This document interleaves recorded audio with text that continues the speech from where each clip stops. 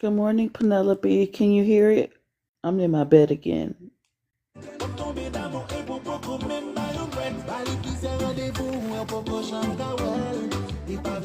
Thank you. Okay, perfect.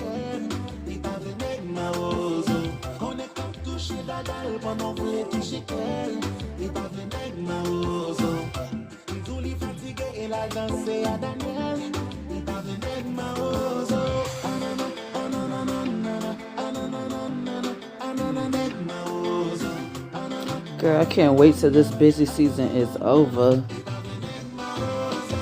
We're gonna start like at 10. I can't do this 7 o'clock. Good morning, Mars.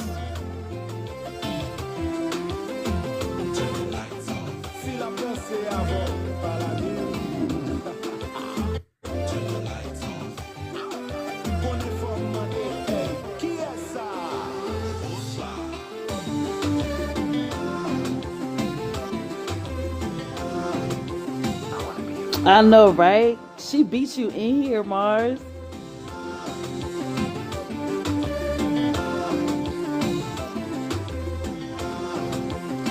But as soon as I'm done, I'm going right back to sleep.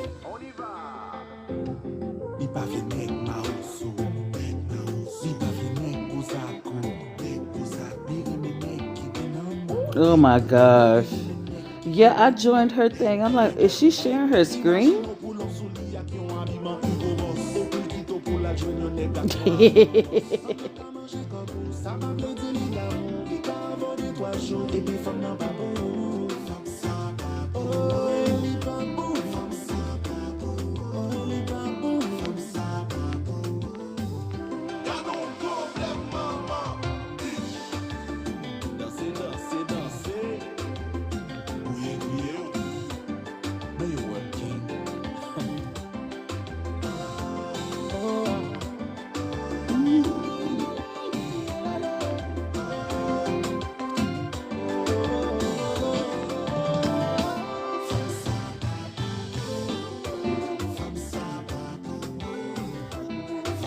Good morning. Hey, Mel.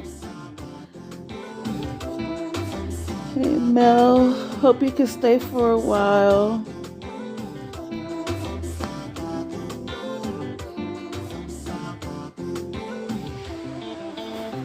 I'm gonna give the people time to get in here.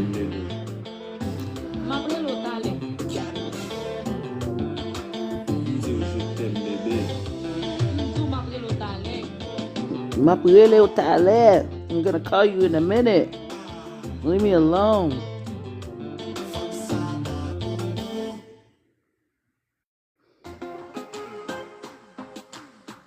Oh, good, good. What you cooking, sis?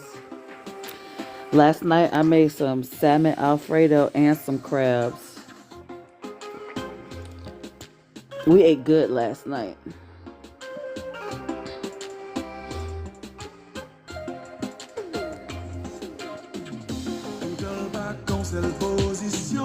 Greetings. Oh, I don't know about that.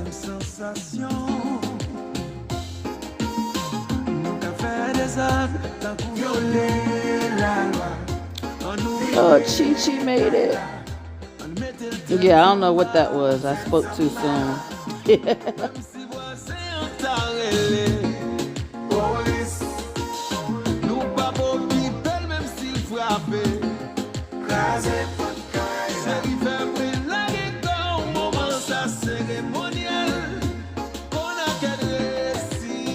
Where Kush at?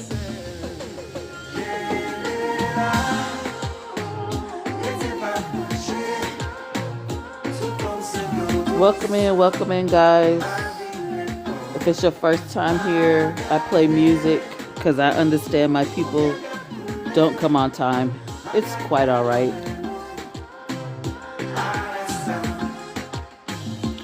We give time for the scragglers to get in. Stragglers, foot draggers, you know.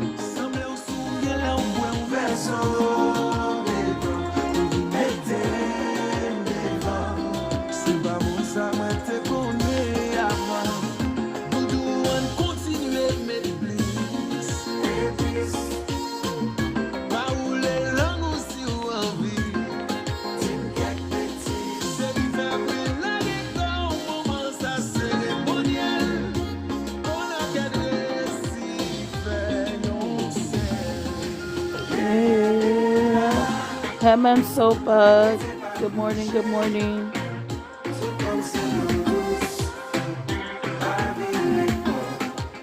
Jazzy, good morning, good morning.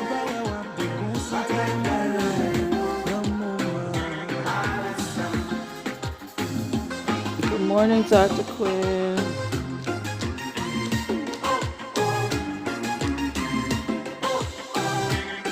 Jazzy, I miss you the last two readings.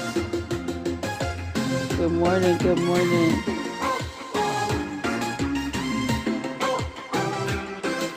I think you guys are really gonna like this book.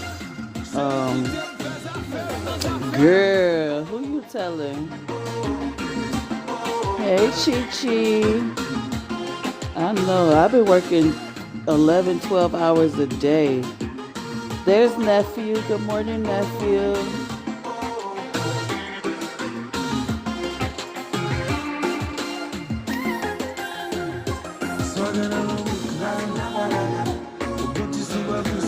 Nephew is the reason why I'm here at 7 a.m. in the morning on the East Coast. Timo, I gotta see your name again. When you tell me good morning, I'll say your name right.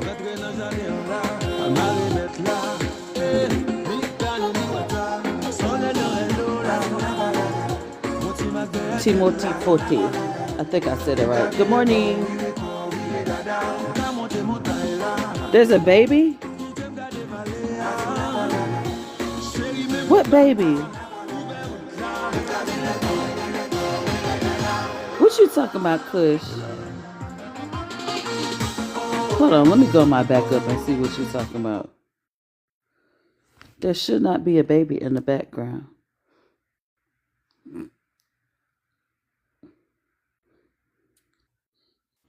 Hey, Marlon. Good morning, nephew. There's a baby in the background? Yes, it's like when I slide to the side, the picture that I see before I come into the live, there's a picture of a baby in a green chair playing with his hair. I don't know if that was on purpose. Yeah, in a green chair. That's my daughter. That's my daughter. Let me see. Cute. Oh goodness, I thought I took that off.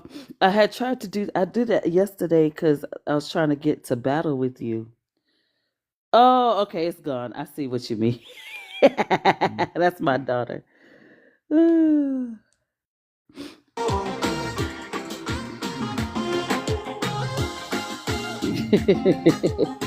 That was 17 years ago.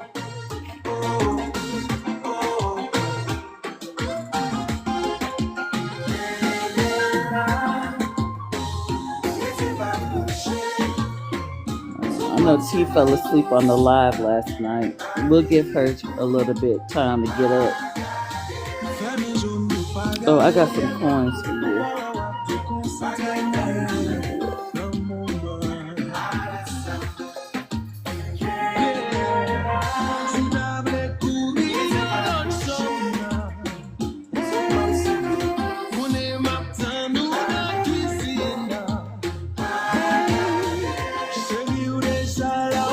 The one from Jude Bella. That one. That one was so good. I told you.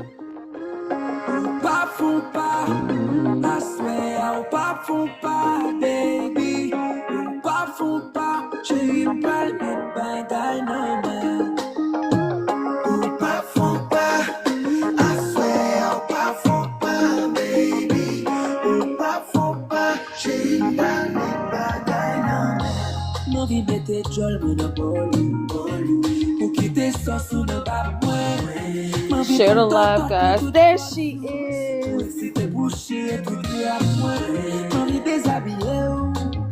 Bonjour, chérie.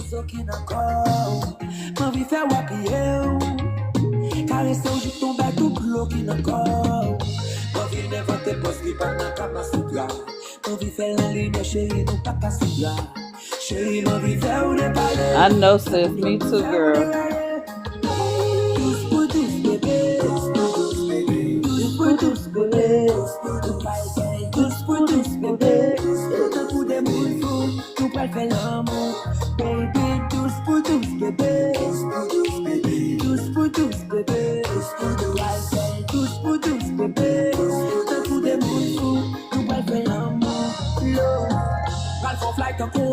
Qui vont bon pilote, pas qui t'aiment chercher, font peut-être pilote. Passer des bois derrière, pas faire tourner minute. M'bral sous coup, tout ton sang, tout piquant. M'bral bon bachat, je t'aime pas dépanner. Ou un petit papi, puis t'en pris des balles. Pour l'aime serrer, on en bras, pour pas être séparés. M'bral bon et de l'eau, pour sentir les noyer. Douce bébé, douce bébé, douce pour douce bébé, douce pour douce bébé.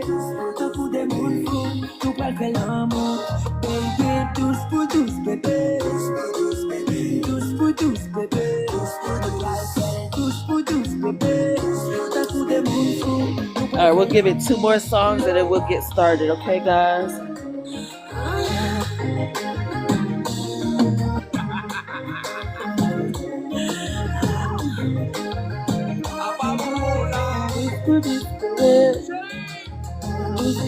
Baby.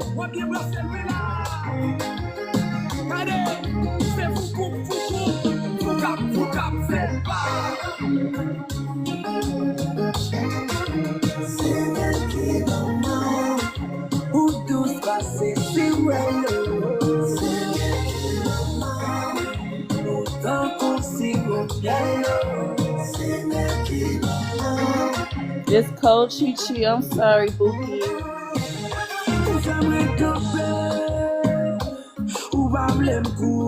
It's that time of year.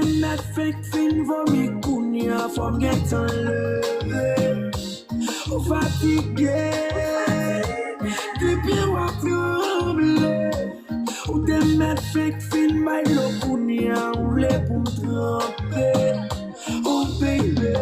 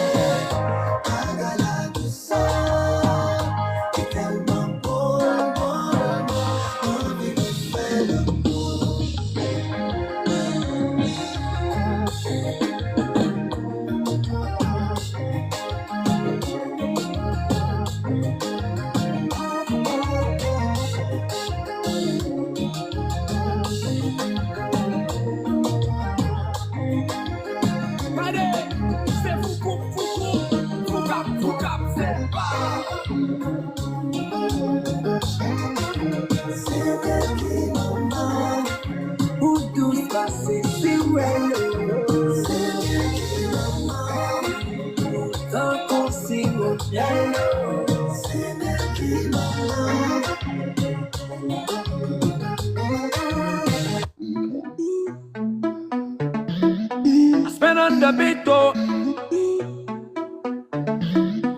Si va le faire, il t'encore. Ololufa, oh na. Come on.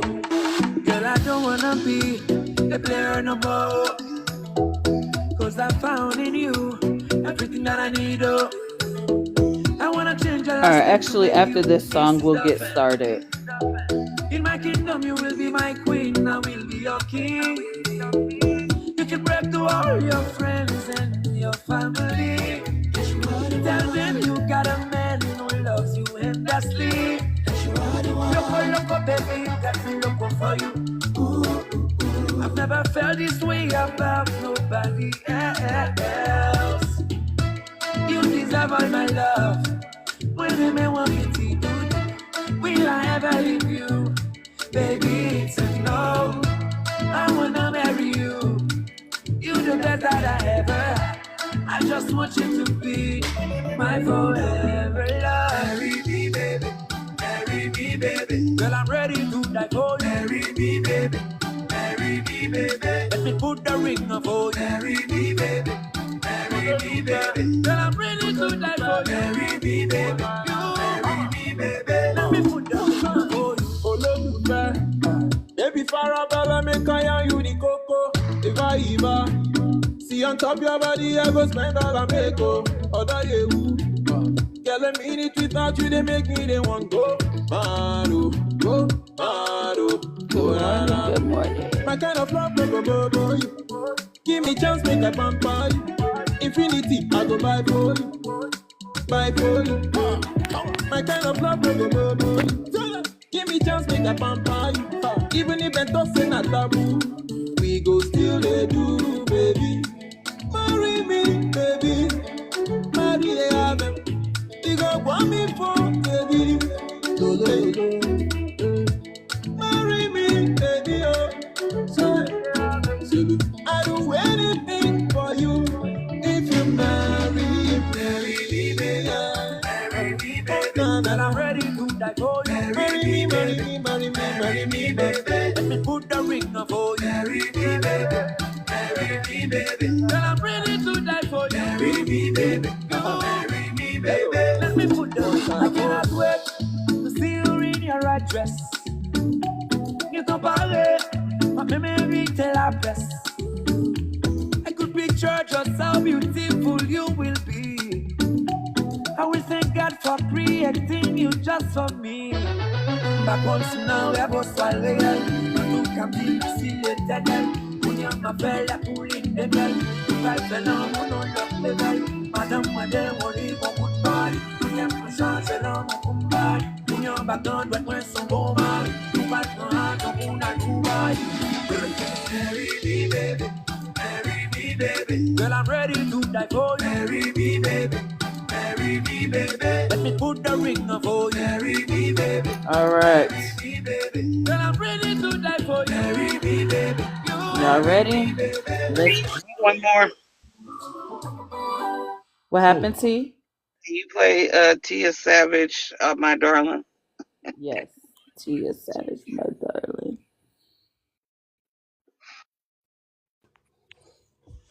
And then I'll be good to go. Okay. I'm so fucking sleepy. I ain't dealing with you niggas at night no more. I was tripping last night. Girl, you was so fantastic. I can't wait until we get to hear the rewind on that. Listen, y'all better not lie on me. Well, you know, the video don't lie. Look, it's recorded. You even said that. It's recorded. It's recorded. All right, after this one, y'all, we're going to get into it. Like I said, I think y'all going to really like this book. I had already started reading it on my own. Oh, cheater. I know, girl. What's up, Kush? My darling, my darling, my darling, oh, my darling, my darling, my darling, my darling, oh, darling, my darling, Nancy, what's up, my darling, baby, fresh on the beat, we killing them all. My darling, what's up? baby, you too much, yo. Y'all got 4 more minutes to get people in here. I look around for you, yeah. But I'm not ready to play. Oh, baby, I love you. I could do anything for you.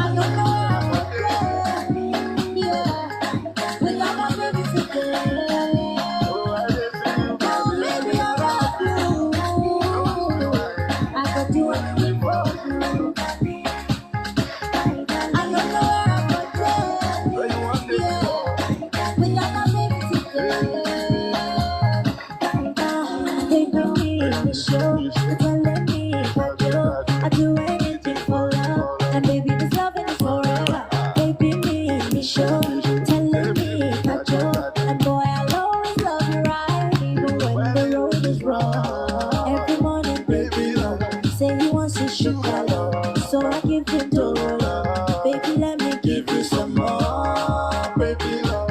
Say he wants to sugar love, so I give him Doro love. Baby, you too much, you know. Thank you, T. I love you. See if we can get him to 1K again. Yeah, we got my baby today. Oh, baby, I love you. I could do anything for you. I don't know where I'm going. Yeah, we got my baby today. My darling. Every morning, baby love, say he wants to sugar love, so I give him Doro love. Baby, let me give you some more, baby love. Say he wants to sugar love, so I give him Doro love. Baby, you too much, you. I love you.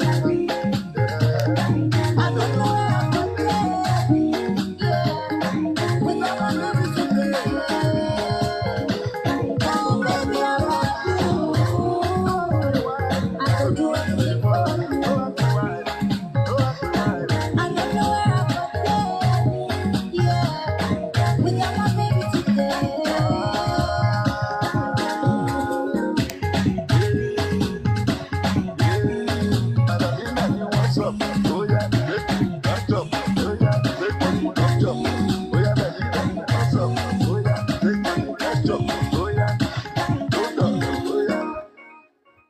Thank you.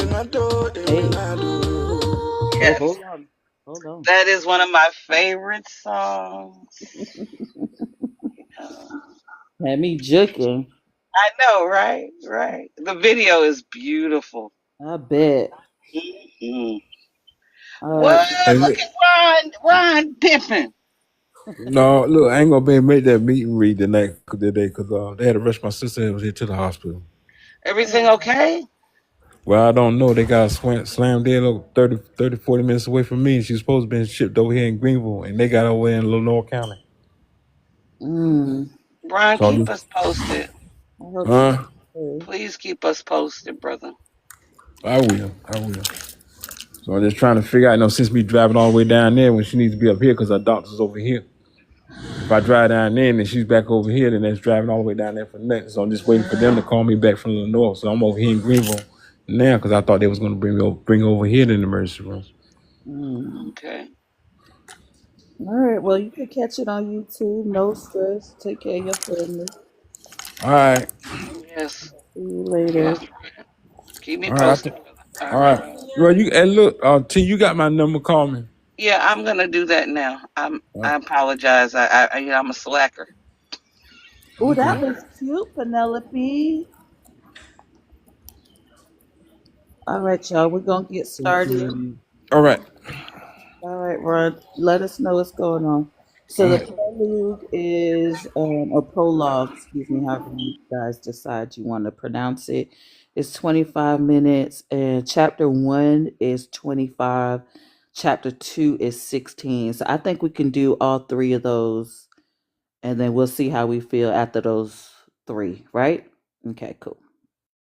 Here we go. Hopefully they don't read as slow as the last one.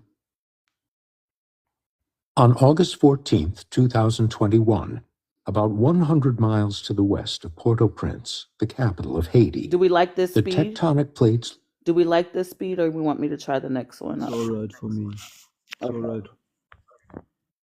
Yeah, he's not reading as slow. Okay, here we go. Lurking beneath the Earth's surface, Dreamscape presents Hold on. Aid State, There we go. Elite Panic, Disaster Capitalism, and the Battle to Control Haiti by Jake Johnston.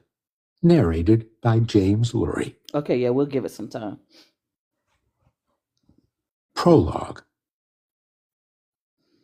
On August 14th, 2021, about 100 miles to the west of Port-au-Prince, the capital of Haiti, the tectonic plates lurking beneath the Earth's surface slipped, producing a 7.2 magnitude earthquake, twice as powerful as the one that had hit in 2010, an event that had forever altered the history of the nation, and where this audiobook begins in Chapter 1.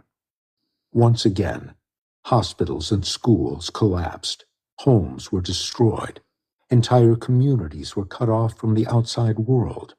Thousands died. This time, however, the capital was spared the worst. And yet, coming just over a month after the assassination of Haiti's president, Jovenel Moïse, where this audiobook ends, the government was in no better a position to respond than it had been 11 years earlier. If the measure of success after a natural disaster is how much better prepared the country is for the next one, the 2021 quake served as a punctuation mark on the failures of the decade-long reconstruction period. The next day, thousands of miles away, a different kind of earthquake shook the foundations of another nation. On August 15th, Afghanistan's president fled into exile, and Kabul fell to the Taliban. It's just It me that did occurred this. just as the U.S. neared completion of the question. What you said, nephew? Oh no, nothing. Sorry. It was like the sound went away for a second for me, but it came back, so everything's good. Okay. Of why nation-building in Afghanistan had failed so miserably. But few seemed to be wondering the same about Haiti.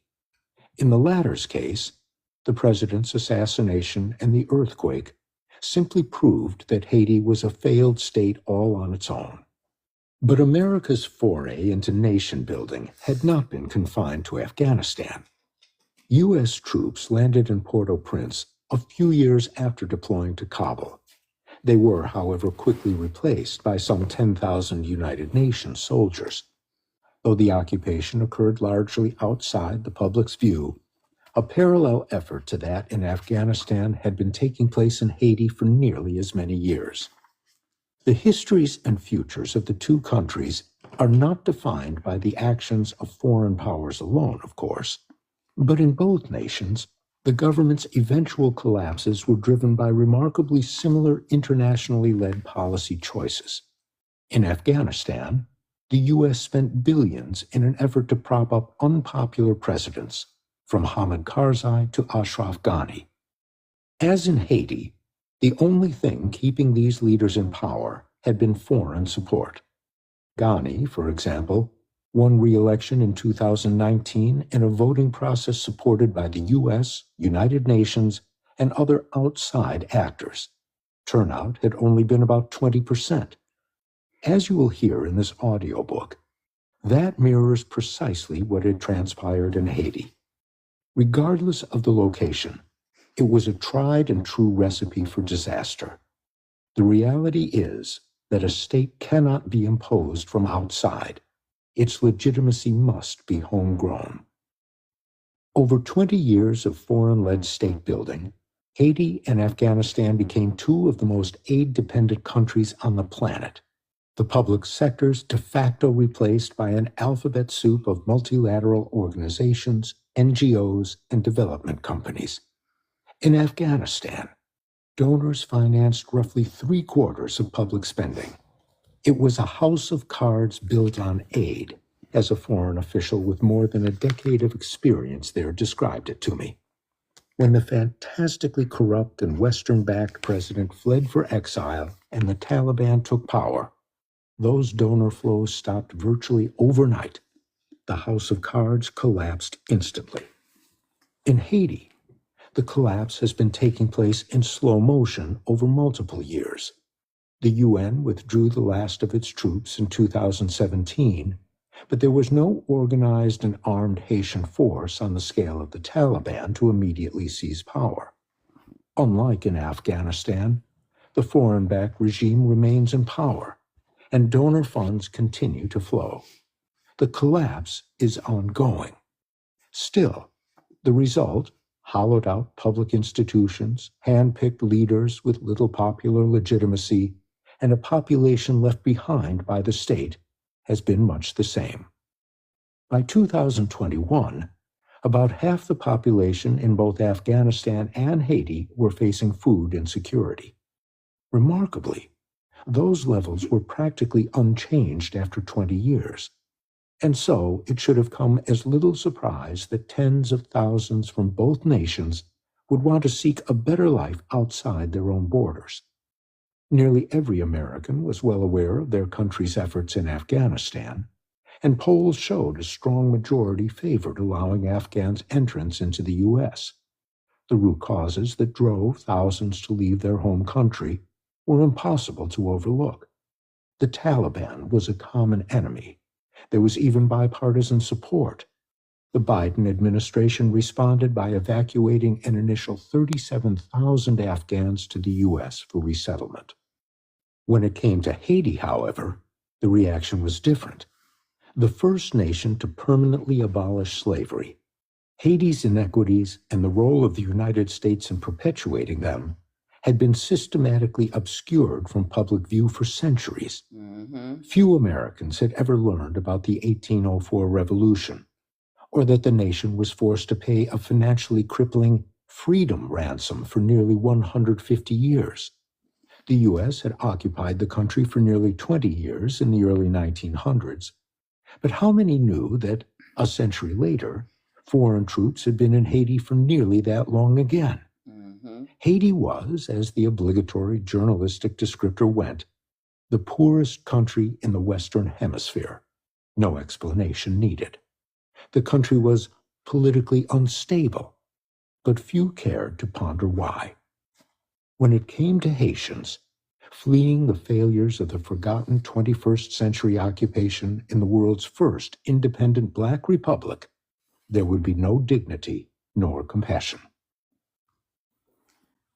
Mirard Joseph and his wife Madeleine Prosper left Haiti in 2017, two of some 100,000 Haitians who migrated to Chile that year. In 2020, the couple welcomed their first child, a baby girl. But the COVID pandemic changed everything. The economy cooled, businesses shuttered amid lockdowns. Worse, the conservative president in Chile took the pandemic as an opportunity to crack down on the recent increase in immigration, especially of Haitians. Joseph, Prosper, and their one-year-old daughter were forced to flee yet again. They joined thousands of others on the well-trodden path from South America to Mexico, crossing the Darien Gap and traversing Central America before reaching the Texas border. Thank you. They arrived in Del Rio in early September and were told to wait their turn for processing in a makeshift camp under a bridge. The right to asylum is enshrined in international law, but under Donald Trump, the U.S. had eviscerated the process. With the COVID pandemic as an excuse, the Trump administration used the authority of an arcane law called Title 42, a public health order, to turn away all those arriving at the U.S. border without so much as their legally required asylum hearing. Joe Biden campaigned explicitly in opposition to Trump's hardline immigration policies, which Democrats chastised as racist and illegal. But like so many of his predecessors, Biden walked back much of that promise once in office. In June 2021, border apprehensions reached a 2-decade high. The influx, though largely a product of the draconian policies of his predecessor, was a political headache for the new president. He knows the damage this can do and what a gift this is to Republicans, one official explained. In August, the administration extended Trump's Title 42 policy. It did little to stop the flow of Haitians, however. By September, with the temperatures along the arid Texas border still reaching into triple digits, more and more families, like Mirard Joseph's, arrived under the Del Rio Bridge. By the middle of the month, there were some 14,000 sheltering there, nearly all of them Haitian. Officials were monitoring the route from South America. Tens of thousands more were on their way. The dust under the bridge on the banks of the Rio Grande was all-consuming, covering the skin and penetrating the lungs. Joseph and his family slept on a piece of cardboard. They were given one diaper per day. After a few days, their daughter developed a respiratory illness. Border Patrol agents who managed the Del Rio encampment distributed some bread and the occasional bottle of water, but it was never enough. That was probably the point, an extension of America's long-standing policy of deterrence. Many would travel back to Mexico to find basic supplies and food, making the dangerous cross through the Rio Grande on a near daily basis. On September 19th, Joseph was on his way back to the Del Rio camp with 2 plastic bags full of food when he saw them. The administration had dispatched hundreds of additional Border Patrol agents to Del Rio. Now some were on horseback, watching, as he and dozens of others waded through the water. As Joseph emerged onto U.S. soil, an agent charged at him, lashing with his reins. The agent grabbed his collar and began to drag him back to the Rio Grande. A photojournalist happened to be standing nearby and captured the entire episode in heart-wrenching detail. The images went viral and shocked the nation's conscience. Black men, women, and children, simply wanting a chance at a better life, chased, beaten, and rounded up. It was impossible not to make a connection to the era of chattel slavery, with the black population terrorized and whipped by men on horseback. Even top officials in the Biden administration, including Vice President Kamala Harris, denounced the behavior of the Border Patrol. But it didn't stop the administration from its efforts to close the Del Rio camp. 2 days later, Joseph was cuffed, shackled, and placed on an airplane to be expelled to Haiti. Being attacked by the agent on horseback was the most humiliating experience of my life, Joseph later said. The second most humiliating moment was when they handcuffed and chained me to go back to Haiti. It was the beginning of the largest air-based mass expulsion of migrants in U.S. history. In less than 2 weeks, the U.S. had sent more than 50 planes carrying nearly 7,000 people back to Haiti. In Biden's first year in office, more than 20,000 individuals, including pregnant women and young children, were flown to Haiti. It was nearly as many as under the prior 3 presidents combined. The day after Joseph and his family landed in Haiti, the United States Special Envoy to Haiti submitted his letter of resignation. I will not be associated with the United States' inhumane, counterproductive decision to deport thousands of Haitian refugees, wrote Daniel Foote, who had been appointed just 2 months earlier in the aftermath of the assassination. Foote, like many diplomats who passed through Port-au-Prince, had worked in Haiti before, and Iraq and Afghanistan. The State Department saw the similarities, even if much of the public didn't. Writing that his recommendations had been ignored or misrepresented to superiors, he called the general U.S. policy approach to Haiti deeply flawed. In his resignation letter, Foote connected the broader migration crisis to that flawed policy. Haiti needs security and humanitarian assistance, he wrote.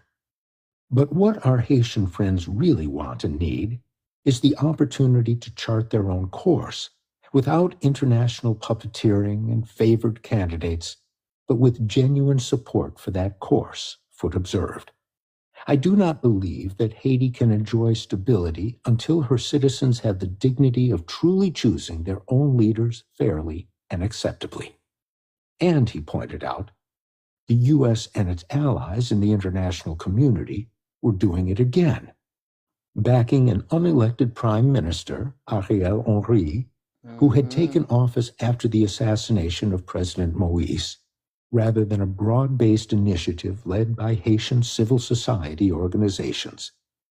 The hubris that makes us believe we should pick the winner again is impressive. What Foote said didn't come as a surprise to most Haitians. Over the decade plus I had been traveling to Haiti, I had heard a similar analysis countless times. What was surprising was that a U.S. diplomat had said it. I sat down with Foote nearly a year later at a restaurant just a few blocks from his former employer, the State Department. Shockingly little had changed in Haiti. The de facto prime minister was still in office, wielding unprecedented power, to little or no positive effect. After a brief respite in the immediate aftermath of the assassination, violence and insecurity had only worsened. Homicides and kidnappings were approaching record levels, and the victims included U.S. citizens. The only way out of this is a Haitian-led political solution, Foote explained. You can enforce stability, at least temporarily, he said. Come in, roll hard, kill a bunch of people. It's what we had done with each military intervention in the past. It had happened in 1994, 2004, and to an extent, after the earthquake in 2010. But that wasn't going to resolve the social issues that you need to fix before you have real stability. Mm-hmm. The people are going to rise up. It is inevitable, he cautioned. In the name of stability, they are making instability inevitable, I responded. So I asked, did he think Haiti was a failed state? They never had a chance to fail, he countered with a chuckle. I know we will fail. I am certain of it. I've never been more certain of anything in my life. But there is a chance Haitians could fix it. So why not let them try? For the diplomat, there was one thing standing in the way: the U.S. continuing to prop up the unelected prime minister whom they had held place in power after the assassination. Worse, Foote believed the prime minister had been in the middle of the plot to kill the president. In early October 2022, Ariel Henry, the U.S.-backed prime minister, requested a foreign military intervention to help restore order and address the ongoing humanitarian emergency in Haiti. The plea came less than 24 hours after a meeting with the U.S. Secretary of State and the head of the Organization of American States, OAS. Protests calling for his resignation had been building for months, and negotiations over a political accord that could shore up the embattled leader's legitimacy had fallen apart. Most observers recognized Henry's appeal for foreign reinforcements as a desperate attempt to cling to power amid unprecedented dissent. Still, the request received the support of the U.S. and the United Nations. As I write this in early 2023, the debate over yet another deployment of foreign troops to Haiti remains unsettled. In the past 18 months, starting with the assassination of President Jovenel Moïse, the nation of Haiti has received more international media attention than it has in a decade, since the 2010 earthquake. Haiti in Crisis has been plastered on front pages and strewn across cable news banners, seemingly on repeat. There is no functioning government, no president, no legislature, not even a working Supreme Court. It would be hard to identify one state institution that is operating as it should. Armed groups, closely linked with politicians and the economic elite, control more than half the capital. Political scientists and academics include Haiti alongside nations like Yemen, Syria, Afghanistan, and the Central African Republic, atop lists of failed or fragile states. In Washington, D.C., where I live and work, a baseline assumption seems to have taken hold. We have to do something. History, as they say, is bound to repeat itself. At the time of the assassination, I was already working on this book.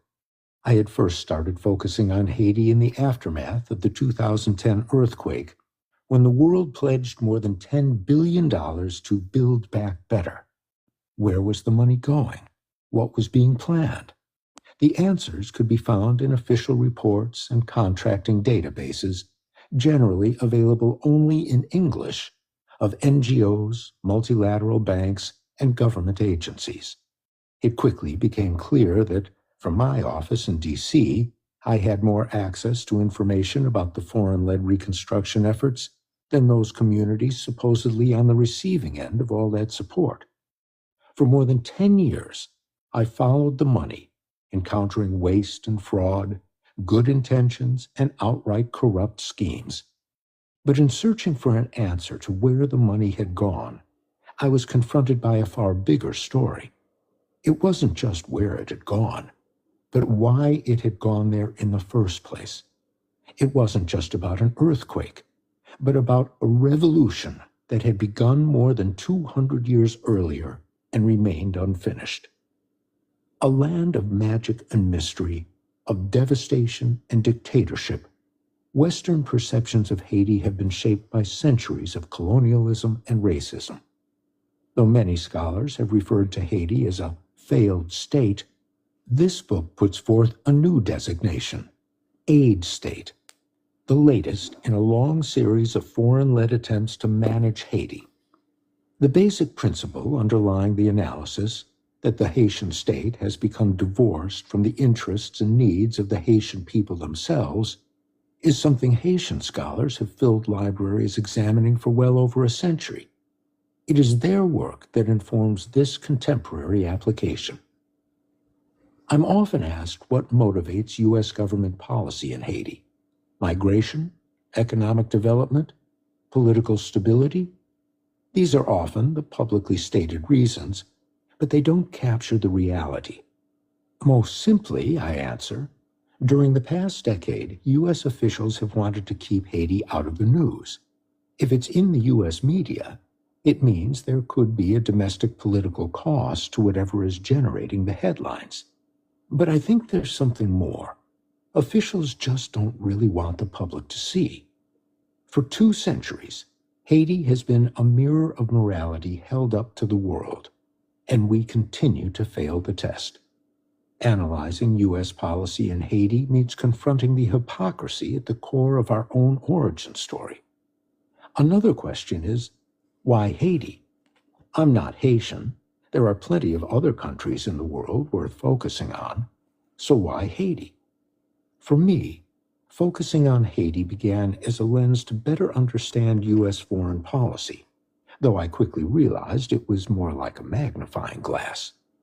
Usually, the sausage-making remains in the shadows. In Haiti, it was in your face, impossible to ignore.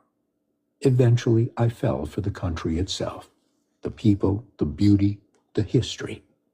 Over the past decade, I've learned more about my own country and the effects of its policies abroad, not to mention about love, family, solidarity, and community, by talking to Haitians than from any university classroom or DC think tank event. The Haitian people are the ones who live with the results of decisions made in Washington, D.C. I am not just an observer. Since the 2010 quake, I've worked with members of Congress, advocates, grassroots, and civil society organizations in Haiti to push U.S. policy toward a more rational, respectful, and progressive path. And I've worked with journalists at just about every major news outlet to keep Haiti in the news, even as attention faded with each passing year after the 2010 earthquake. Many have interpreted the lack of sustained attention from Washington, D.C. and U.S. policymakers as not caring about Haiti. But if I've learned one thing over the last decade, it is that the U.S. and other world powers care deeply about what happens in Haiti, even if they'd rather nobody else look too closely. What has happened in Haiti over the past year and a half is not random. It is not an accident.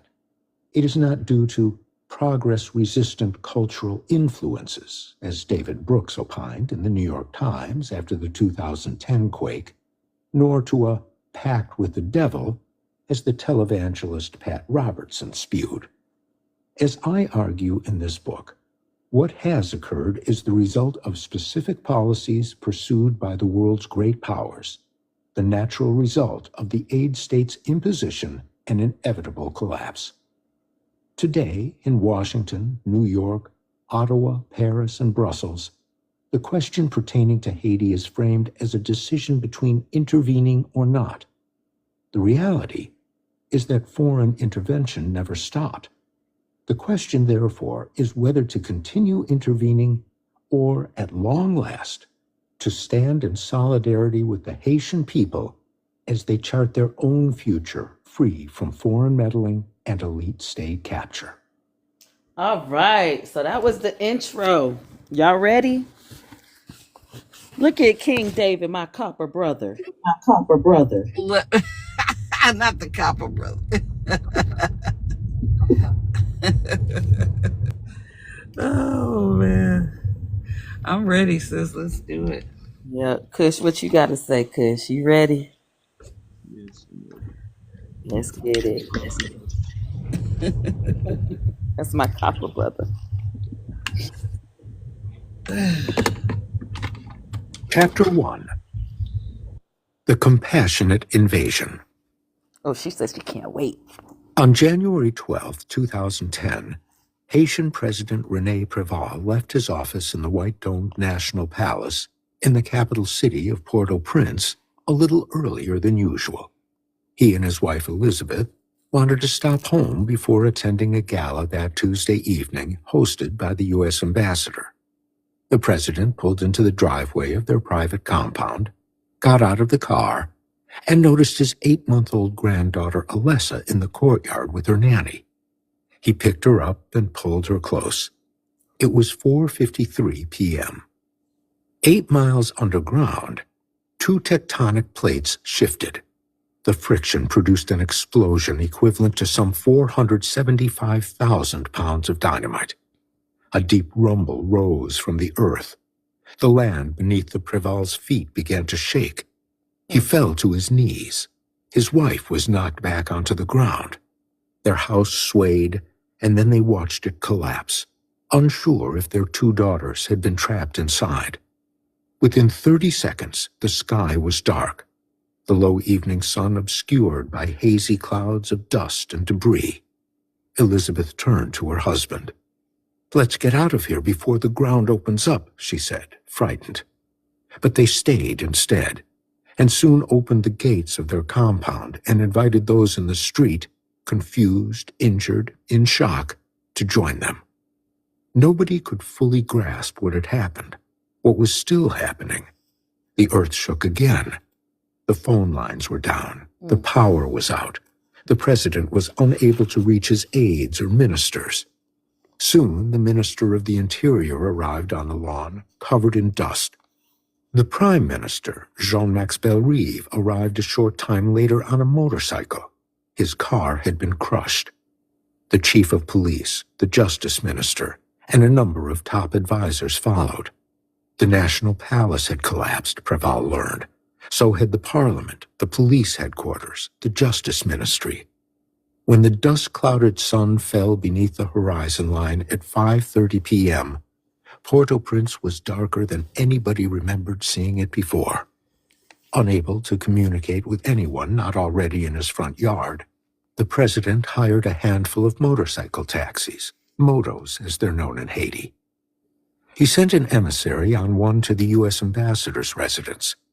The president got on the back of another and set off to tour the city, the magnitude of the death and destruction becoming more apparent with each turn. He passed the palace, seeing for himself the sunken white dome, the broken symmetry of the French Renaissance-style facade. Throngs of people crowded outside the country's largest public hospital, part of which lay in ruins. He continued to the Parliament, where nearby residents were scrambling to pull bodies, including the head of the Senate, from the rubble. Préval stayed on the streets until the sun rose the following morning. Since the initial fissure, the earth had barely stood still. By the time the president returned home after his all-night tour of the crumbled Haitian capital, there had been more than 30 aftershocks. All but one of the government's 29 ministry buildings had collapsed. Many of those who hadn't left work early remained trapped in the rubble, buried under tons of mangled iron rebar and substandard concrete. I went to a poor neighborhood called Bel Air, and everywhere there they were dead, Préval later remembered. This is when I discovered the horror of the catastrophe. For 20 years, Préval had stood at the forefront of Haiti's democratic trajectory. Since the fall of the dictatorship in 1986, Haiti had seen more than 10 heads of state. Only Préval had managed to get elected, serve a complete term, and then hand power over to another elected leader. He was scheduled to do so again in 2010. He had served as prime minister under Haiti's first freely elected president, the liberation theologian priest Jean-Bertrand Aristide, and as president himself twice. Préval was Haiti's indispensable man and likely the only politician capable of imposing his will on Haiti if so inclined. The U.S. ambassador had written to Washington the year before the quake. Despite their nearly 2 decades of familiarity, the U.S. was still wary of Préval and his left-leaning background. In contrast to his political stature, his friends called him T. René, or Little René. With a neatly cropped salt and pepper beard framing his mostly bald head, Préval was always more comfortable behind the scenes. He once told a journalist that, when he retired, he just wanted to run a cigarette stall in a local street market. He preferred Marlboros. His lack of formality extended to how he dressed, most commonly in a white button-down shirt, slacks, and sandals, regardless of the circumstance. That's what the president was wearing as he sat in his yard the morning after the quake, contemplating what he had just seen and what he would do next. The country and the government, which Préval had tried for 2 decades to build up, was now in pieces, parts of it scattered in his front yard. The images from his first-hand look at the devastation were planted deep in his psyche. In a matter of seconds, the country had changed, and so had he. He was criticized for not making any public statement that first night. The reality was that he had no idea what he could say to families who had just lost everything, who were still frantically trying to pull loved ones from the rubble. As a person, I was paralyzed, he remembered months later.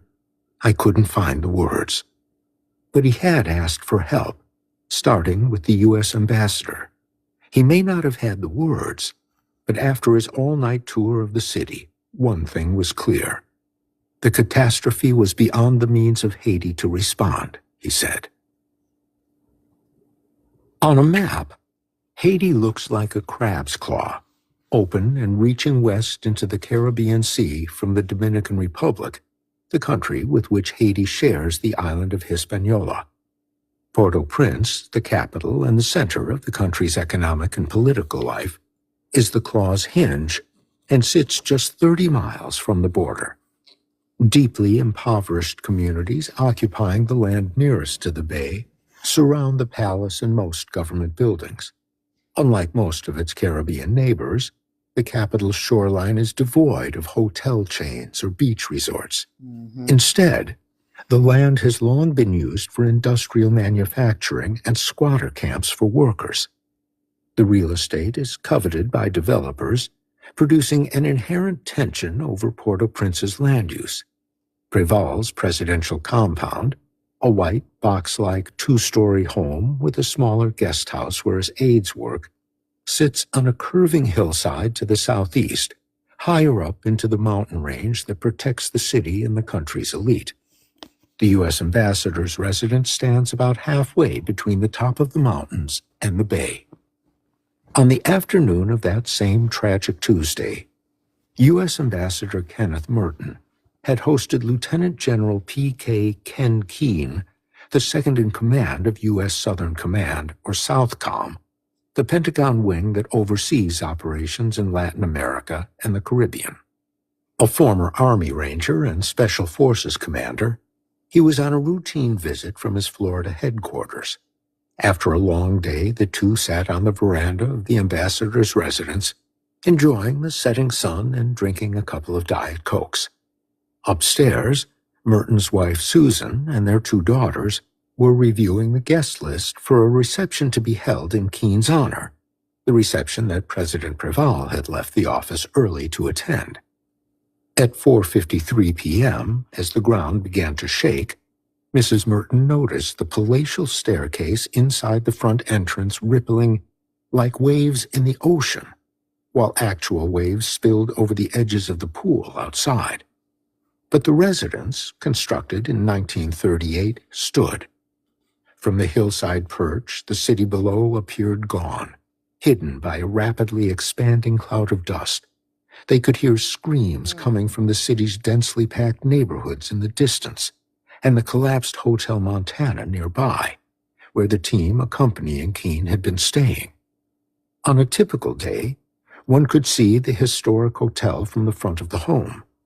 The ambassador rushed around the corners of his property. There was nothing but a dark fog of debris in the foreground. The hotel was nowhere to be seen. Merton, at 48, was a career Foreign Service officer and a portrait of U.S. diplomacy. White, balding, slightly overweight, and friendly with everyone he was supposed to be friendly with. He had joined the State Department in 1987, and only a year later was sent to Port-au-Prince during the chaotic years following the end of the dictatorship and Jean-Claude Baby Doc Duvalier's exile to France. After another 2-year posting in the late 1990s, President Barack Obama nominated him for the ambassadorial position in June 2009. 20 years after his first posting, Merton spoke fluent Creole and had developed close personal relationships among Haiti's political and economic elite. Earlier in the day, he and General Keene had been discussing disaster preparedness for the upcoming hurricane season. Nothing, however, could have prepared him for what was happening now. In a panic, Merton attempted to reach the State Department in Washington, D.C. There was no cell phone service. They were 2 miles from the U.S. Embassy compound, but eventually, with a spotty landline, a 2-way radio, and the General's BlackBerry, they set in motion what would end up being the most expensive response to a natural disaster the world had ever seen. 59 minutes after the magnitude 7 quake, President Obama was briefed on the situation in Haiti, while an aftershock, the 4th in less than an hour, rattled Port-au-Prince once more. As the shock waves continued to reverberate from the quake's epicenter, just 16 miles southwest from the capital, reports of widespread ruin echoed throughout the mostly empty early evening concrete halls of the federal government buildings in D.C. At 6 o'clock, before Préval had even been able to speak with most of his ministers, a joint planning group met in Washington, bringing the U.S. Agency for International Development, USAID, together with officials from the State Department and the Department of Defense. At 9 o'clock, before Préval had even gotten on the back of a moto to survey the crisis, Southcom held an emergency meeting with the State Department. They still had no hard information about the situation on the ground, but feared general lawlessness and widespread violence could take hold. According to a directive from the U.S. Embassy, the immediate priority was the evacuation of American citizens. There were nearly 50,000 of them in Haiti. By the time Préval's aide had arrived at Merton's residence, the U.S. response was already in motion. Planning meetings continued throughout the evening. Just after 1 a.m, Southcom reported to the State Department that 2 Coast Guard cutters were en route to Haiti. An hour later, the military Joint Chiefs convened via video conference. U.S. troops had been sent to Haiti twice in the preceding 15 years, once to help restore the ousted Jean-Bertrand Aristide to the presidency, and then again to help stabilize the government after Aristide was overthrown a second time.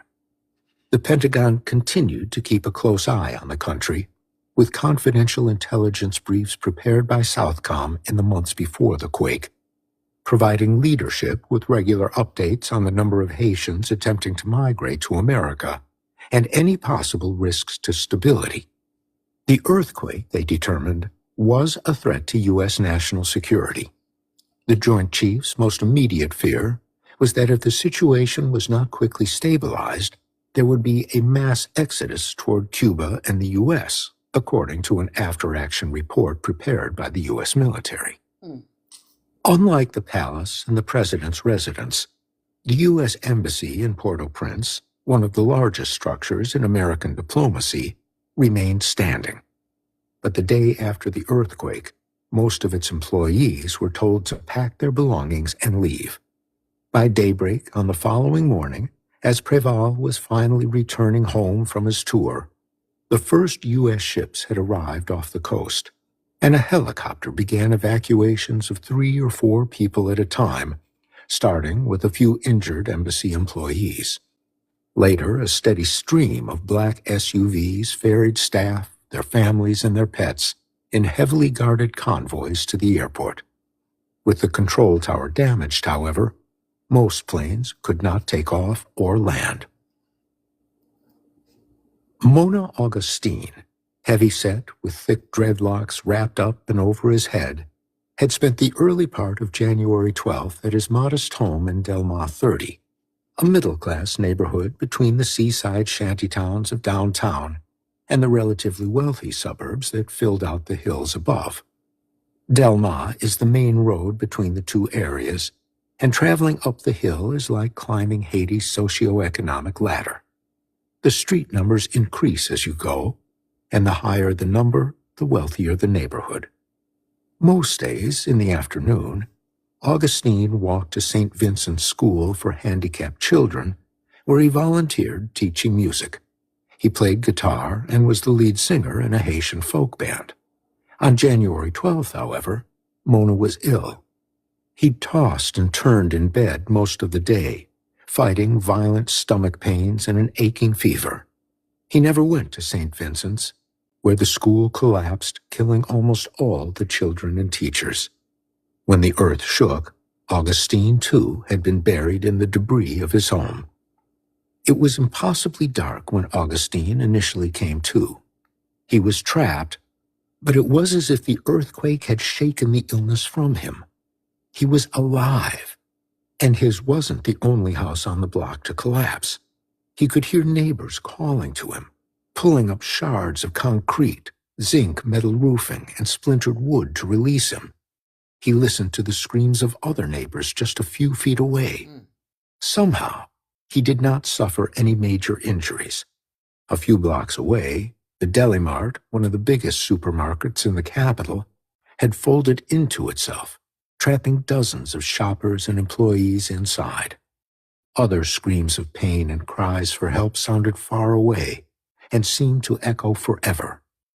After the first devastating blow, the fear and panic had not subsided as the ground had continued to convulse for hours. No structure in the neighborhood seemed safe. Augustine and about 200 others sought some sort of refuge in a drainage canal. He blindly probed the fetid, knee-deep swirl of dark water and debris, searching for a pair of sandals or something he could use to cover his feet, still bare since he had emerged from the rubble. He'd lost a sense of time, he'd later say, but it was at least a few hours before the fear of a tsunami convinced Augustine and most of the others in the canal that it was time to look for safer ground. He started walking. Eventually, amid the wreckage, he arrived at a familiar empty lot.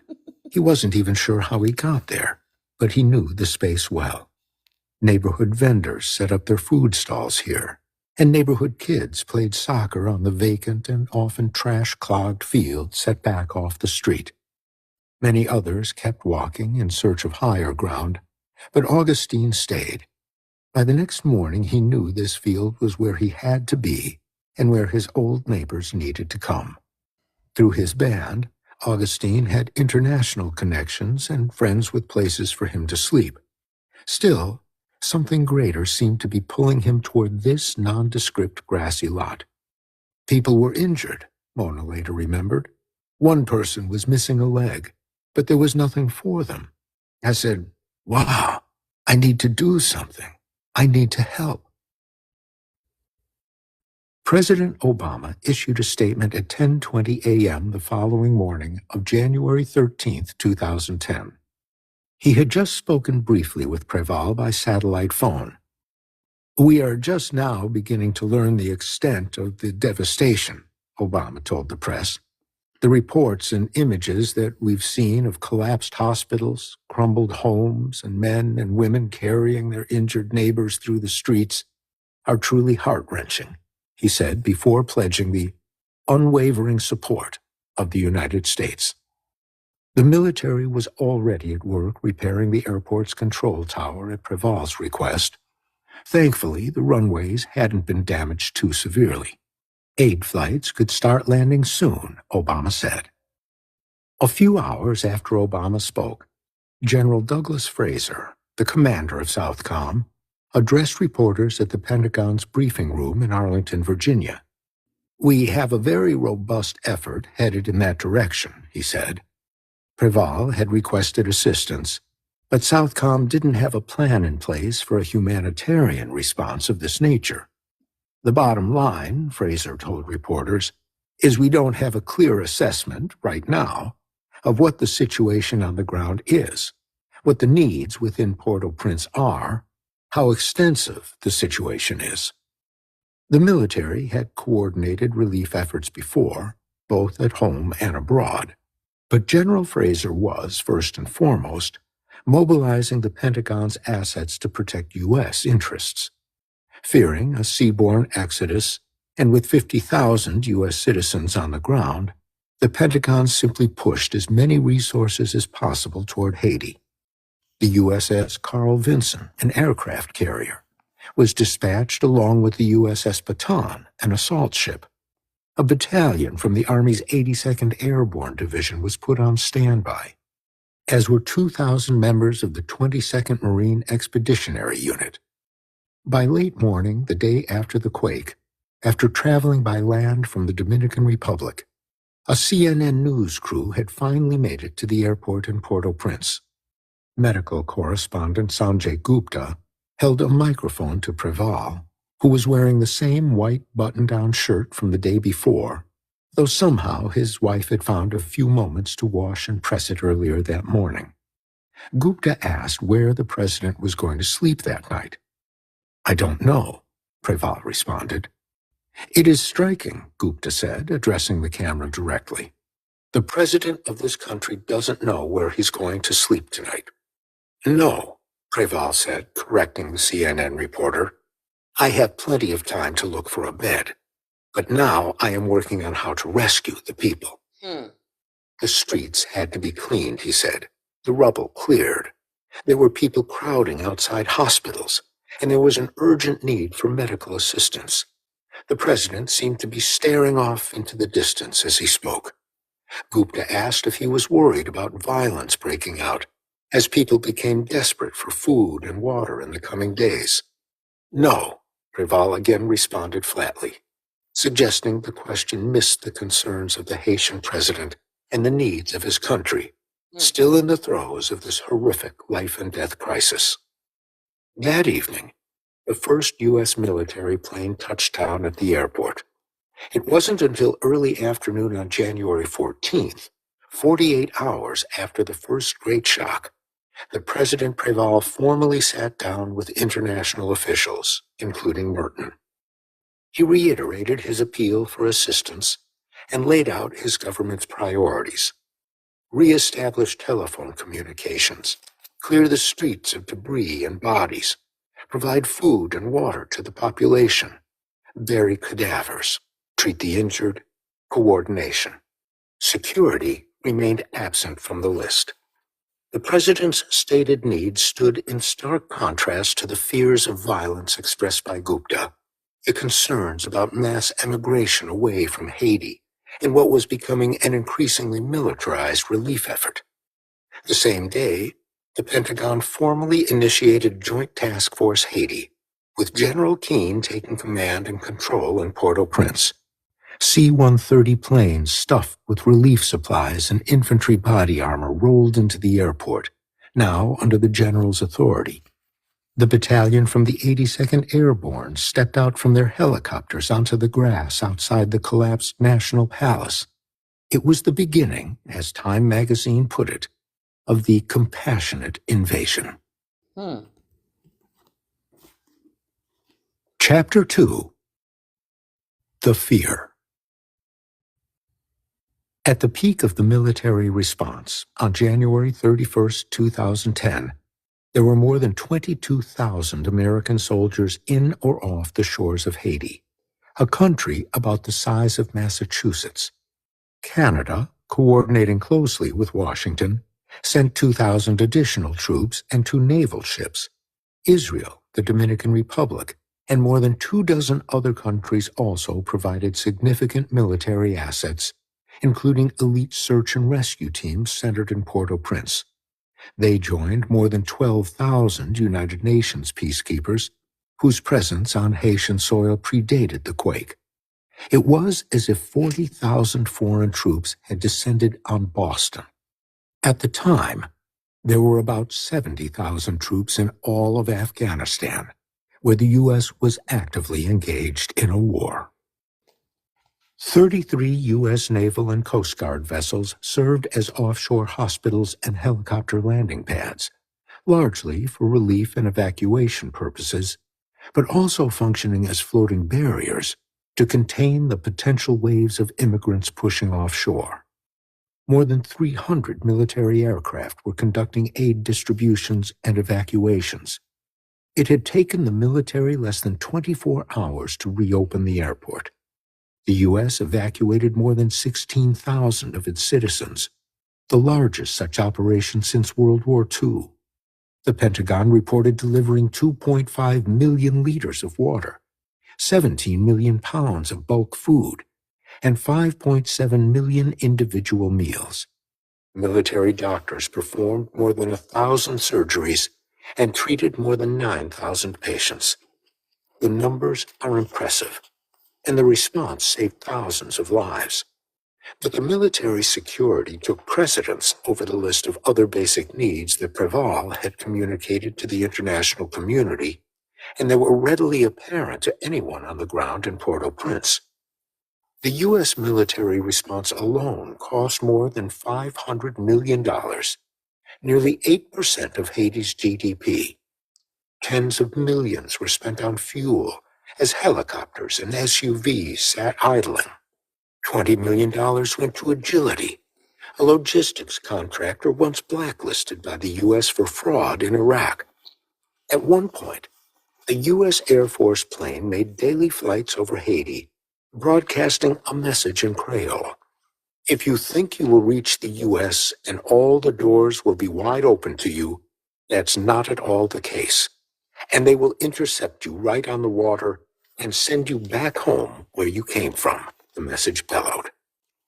In the end, most soldiers never even set foot on Haitian soil. Instead, they waited on ships offshore or dropped meal kits from low-flying helicopters. For weeks, however, the military's every move was broadcast internationally on CNN, ABC, NBC, and Fox News. CNN alone had more than 40 journalists and staff members in country at one point. Images of soldiers handing out humanitarian kits to seemingly needy and desperate survivors provided a welcome reprieve for the Pentagon during a national debate over its post-invasion actions in Iraq. Each potential survivor found in the rubble became headline news. At one point, 6 different international rescue teams were stationed at the ruined Hotel Montana, searching for survivors among the 200 or so who had been staying there, almost all of whom were foreigners. Correspondents beamed the live stream to eager audiences across the world. It was the most covered international event since the 2004 Indian Ocean earthquake and tsunami. Americans followed the situation in Haiti more closely than any natural disaster since Hurricane Katrina. The round-the-clock coverage was pumped into the homes of hundreds of millions of Americans on a nightly basis, often with a prompt at the bottom of the screen to donate $10 to relief efforts. Nearly half of all American families did, many via a simple text, a suddenly new real-time fundraising tool. The American Red Cross raised more than $21 million in the first week through text and eventually raised $500 million. everyone, it seemed, wanted to help Haiti. Haiti had long captured the West's attention, though rarely for the right reasons or good purpose.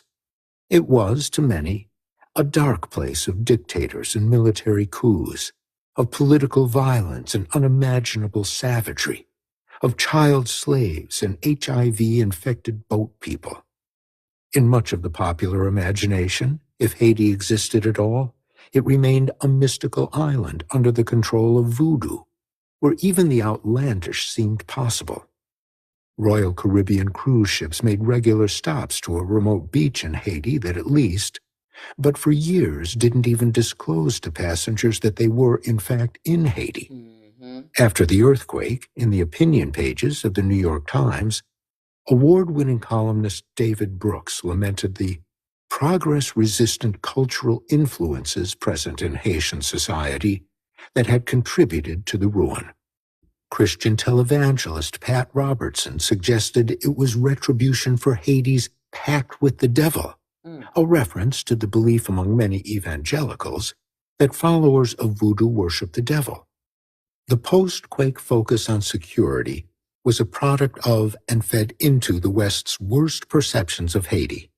Americans watched the drama from their living rooms, waiting for a zombie apocalypse. Elites tend to believe in a venal, selfish, and essentially monstrous version of human nature, explained Rebecca Solnit, the author of A Paradise Built in Hell, which chronicles how humanity responds to disaster, for example in San Francisco after its 1906 quake, or in New Orleans after Katrina. Solnit wasn't describing post-quake Haiti, but she may as well have done so. They believe that only their power keeps the rest of us in line, and that when it somehow shrinks away, our seething violence will rise to the surface. Solnit's work brought the concept of elite panic, a term coined by disaster researchers more than 50 years earlier, into the mainstream. That panic helps to explain why few foreigners questioned the vast deployment of military assets or why there were already thousands of foreign troops in Haiti when the quake hit. And it's not simply that the elite fear random violence after a disaster. There's also an elite fear, Solnit said, that there will be urban insurrection. And those fears aren't entirely unfounded. Researchers have established a historical correlation between the occurrence of natural disasters and social or political uprisings. Haitian President Paul Magloire's corrupt response to a devastating hurricane in 1954 eventually led to his exile, while the 1985 earthquake in Mexico precipitated the collapse of more than 70 years of one-party rule as the population rose up against a political system unable to address the disaster. In the absence of authority, impacted communities do not descend into anarchy, Solnit found. Instead, they come together, often with revolutionary effect. And in Haiti, a revolution that started more than 200 years earlier had remained unfinished. The outsized military response suggested that America and other powerful nations feared it would be percolating once again. At the time of the earthquake, perhaps the most well-known fact about Haiti, the product of its incessant repetition in foreign media, was its distinction as the poorest country in the Western Hemisphere. In the late 18th century, however, the world had never seen a colony so prosperous as French-held Saint-Domingue. The Pearl of the Antilles, as the island was gaudily referred to, exported more sugar than the colonies in Jamaica, Cuba, and Brazil combined, and was more valuable to the French than all the original North American colonies were to the British. Saint-Domingue was the object of every imperialist nation's desires, and indeed, Britain, France, Germany, and others had spent much of the preceding decades fighting for control of the territory. Crazy. But even then, as Haitian sociologist and historian Jean Casimir has noted, Haitians themselves were still the poorest people in the Americas. 90% of the population were captives forced into slavery, most of whom had been born and raised in Africa. The colony may have produced riches for slave owners and merchants, but not for those who lived and toiled there. They had resisted their enslavement continually and formally planted the seeds of revolution at a clandestine meeting in a forest outside the northern port city of Cap Haitien in 1791. Within days, the lush agricultural plains in the north were in flames, and a revolution that would last 13 years had begun. Twice, the French sent troops to put down the revolution. Despite Napoleon Bonaparte's reputation as one of the greatest military commanders in history, in the end, it wasn't the most well-funded military force in the world that emerged victorious. On January 1st, 1804, Jean-Jacques Dessalines, a former slave himself, declared Haiti an independent nation, promising to forever ensure the empire of liberty in the country that gave us birth. Haiti was the first nation in the world to permanently ban the institution of slavery, becoming a beacon of hope for all those resisting and fighting for their independence and freedom. The successful revolution on Hispaniola changed the course of history, including for the hemisphere's only other independent nation at the time, the United States. Haitians had dealt such a blow to Napoleon's troops that he was forced to abandon his plans to continue sailing to the U.S. Instead, the U.S. acquired French holdings at a considerable discount via the Louisiana Purchase. Yep. The revolution's impact spread south as well. In 1815, following a military defeat at the hands of the Spanish, Simón Bolívar, the South American continent's eventual independence hero, was granted refuge in Haiti. Bolívar was given arms, manpower, and money by Haiti's newly independent leaders, on the condition he would abolish slavery upon his eventual victory over the Spanish. In 1819, Bolívar founded Gran Colombia, covering most of northern South America and even some of Panama. Haiti, however, was forced to pay dearly for both its freedom and the hope it provided the enslaved elsewhere. It is no surprise that some, like David Brooks, see in Haiti a progress-resistant culture. Since 1791, when the revolution began, local and foreign actors have worked tirelessly to ensure that Haiti could not succeed, at least not on the terms of the vast majority of its citizens. It took 21 years for France to recognize Haitian independence, and only then on condition that it pay 150 million francs as reimbursement for the imperial nation's loss of property, i.e., those it had enslaved. With a flotilla of warships off the coast, the Haitian administration acquiesced, and subsequent governments continued to pay the independence debt until 1947. Haiti's economic loss from this ransom is estimated to be between 21 billion and 121 billion in today's dollars. Haiti served as a hope, but also as a warning.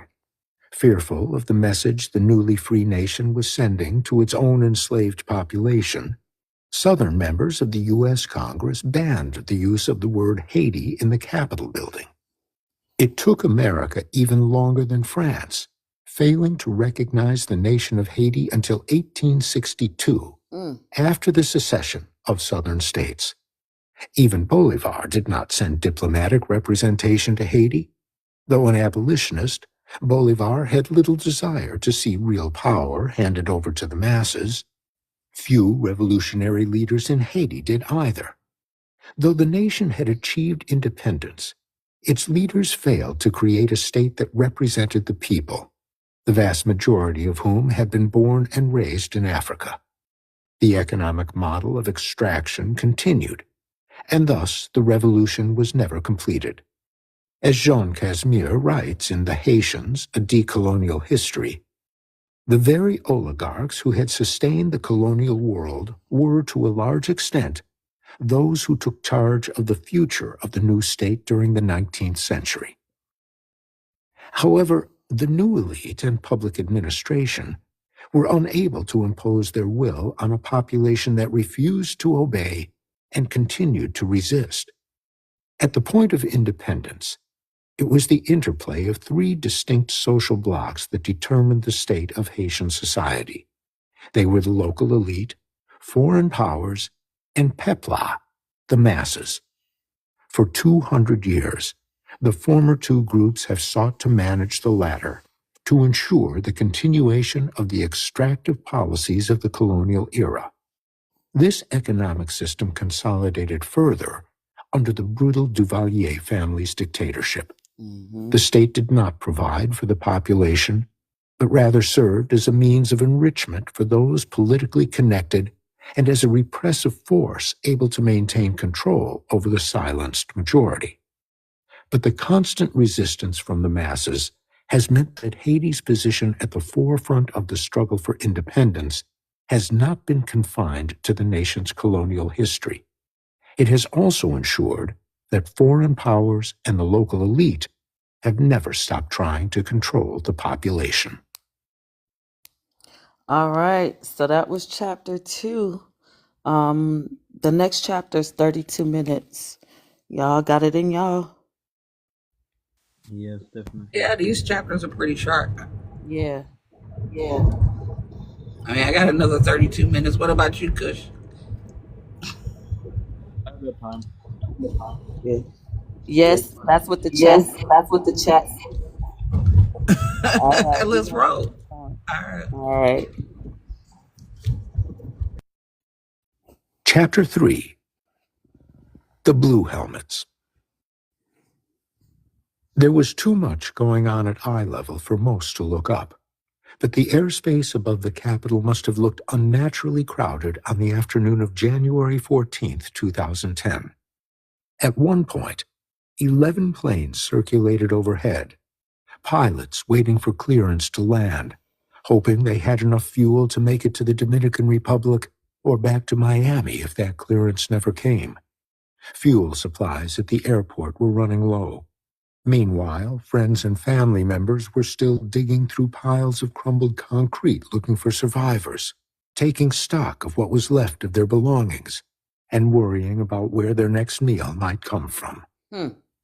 Edmond Moulet still didn't know the fate the Earth's movement had delivered to his colleagues at the Hotel Christophe. Short and slender, with a rapidly receding hairline, rimless glasses, and a neatly trimmed white mustache, Moulet more closely resembled a tenured history professor than a career politician and bull-headed diplomat. He certainly did not look like someone who should have been hanging onto the wall inside a C-130 circling a disaster zone. From inside the massive body of the cargo plane, amid the plastic-wrapped pallets of relief supplies, he couldn't even see the traffic jam in the sky. Moulet, a former president of the Guatemalan Congress, a veteran of the Central American peace process, and then an ambassador to the U.S., had managed the UN's peacekeeping mission in Haiti, which had deployed in 2004. He had since moved to New York to oversee the entire peacekeeping department, but the operation in Haiti continued. The troops, who came from more than 24 countries and were led by a Brazilian general, comprised the UN Stabilization Mission in Haiti, or MINUSTA by its French acronym. Many Haitians called them tourists or occupiers. The world knew them as the Blue Helmets. To U.S. policymakers, they were a bargain. Circling above Port-au-Prince, Moulet's thoughts were on his former colleagues. He had arrived in Haiti in 2006, just a few months after Préval's second election. Moulet's mandate had been to deliver stability, which, in U.S. terms, meant open and safe for foreign investment and resistant to a further leftward political shift. On that front, he felt he had succeeded, or at least made progress. The U.S. had agreed. In 2008, its ambassador wrote in a confidential cable that a premature departure of the UN mission would result in an exodus of seaborne migrants, a sharp drop in foreign and domestic investment, and resurgent populist and anti-market economy political forces, reversing gains of the last 2 years. But now, as Muley waited for the final descent into Port-au-Prince, jostling in the cargo hold, things were anything but stable. The gains attributed to Muley's iron-fisted leadership of the UN mission had been reduced to rubble. Information was incomplete, but a few local staff members had managed to reach the UN's headquarters in Haiti.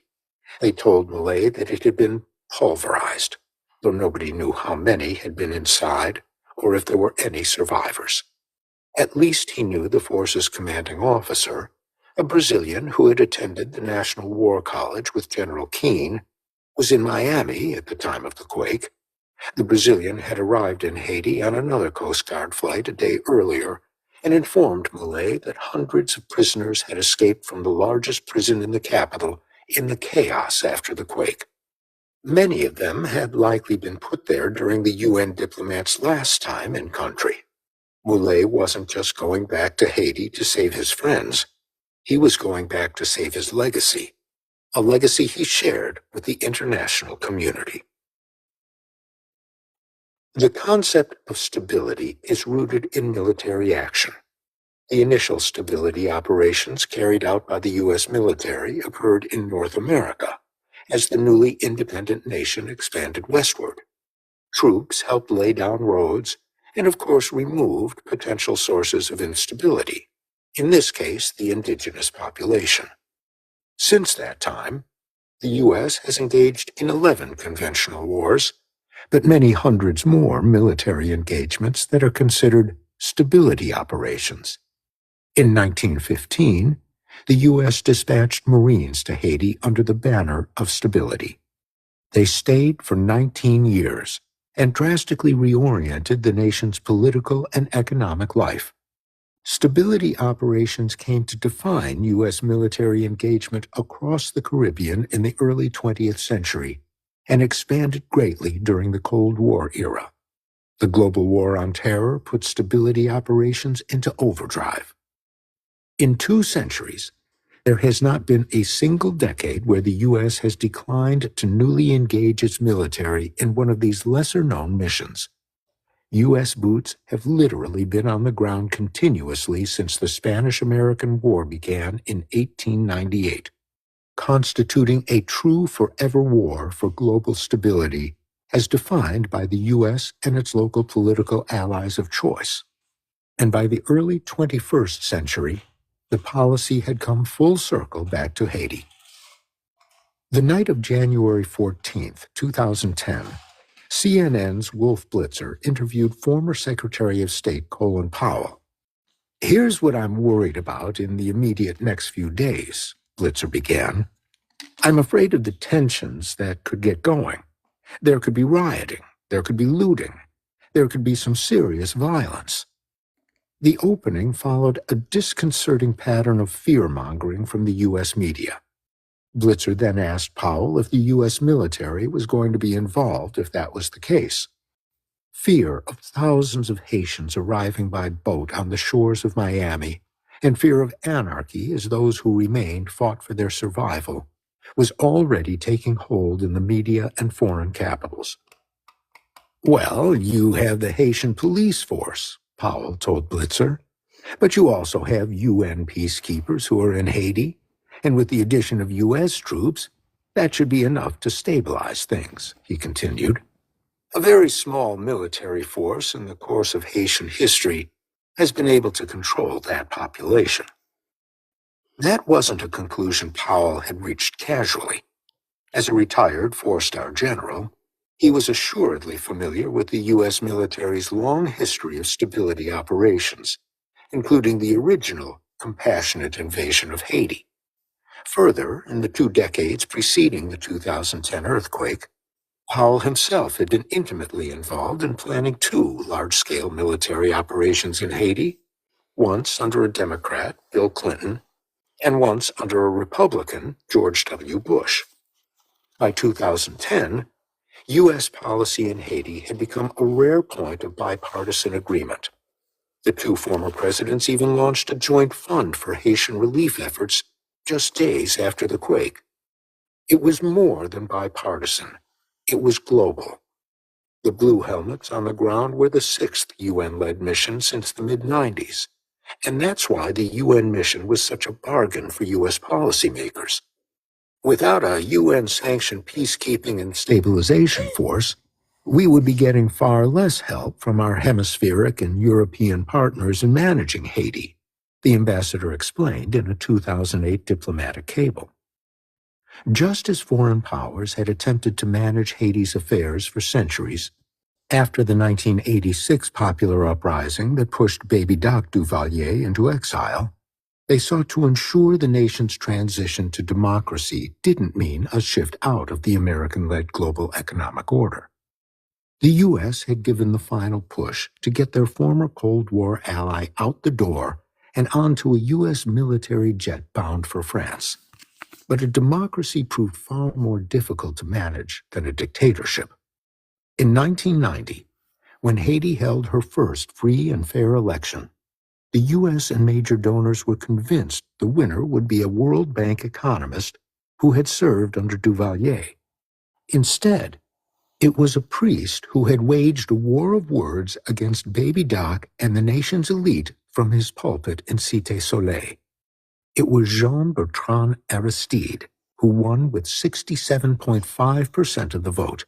The newly elected government lasted only 7 months before a military coup backed by the country's kleptocratic oligarchy chased Aristide and Préval, his then prime minister, into exile. The George H.W. Bush administration denounced the coup, but it also provided covert support for the Haitian military. In 1993, after President Bill Clinton took office, the Pentagon started actively planning an operation in Haiti to help restore democracy and rebuild the country. U.S. forces would have no combat role, but rather would focus on the Pentagon's nation-building capabilities aimed at speeding recovery after the devastation of war or natural disasters, the Associated Press reported at the time. Such military forces, now primarily in the reserves, were developed to put a conquered nation back on its feet. The next day, a Pentagon official told the AP, "It's classic nation-building. It was stuff that they were never able to use in Iraq, the kind of thing an occupation force would have to do." 16 months later, Clinton authorized the deployment of up to 20,000 soldiers to pave the way for the return of Aristide. Foreign troops stayed as part of a UN-led mission for nearly 2 years through the 1996 inauguration of Préval. It took only 8 years for U.S. troops to arrive again. Republicans had been highly critical of the Clinton administration's intervention in Haiti. Then presidential candidate George W. Bush was asked about it during a debate in 2000 with Al Gore, Clinton's vice president. "I don't think our troops ought to be used for what's called nation building. I think our troops ought to be used to fight and win war," Bush said. By 2004, of course, Bush and his neocon cabinet were already deep into their nation-building exercises in Afghanistan and Iraq. The former Cold Warriors saw an opportunity in Haiti, which by then had seen the feared Aristide return to the presidency. In early 2004, Fulton Armstrong, a CIA analyst covering Haiti, began to notice arms caches coming from the Dominican Republic and getting into the hands of former Haitian military officers who were rumored to be preparing a bloody rebellion aimed at toppling Aristide. They really had good logistics, good comms, he remembered. It had all the markings of a U.S. operation. But, he continued, it wasn't the agency behind it. When he looked more into it, he discovered it was the State Department. All indications were, incredibly, that the State Department's Bureau of Western Hemisphere Affairs, charged with managing relations with Aristide, but managed by people who'd opposed him for years, was behind it. The final push came when the administration blocked a U.S. security company that had been protecting Aristide from providing reinforcements and renewing its license to provide his security. That was a dirty trick, he recalled.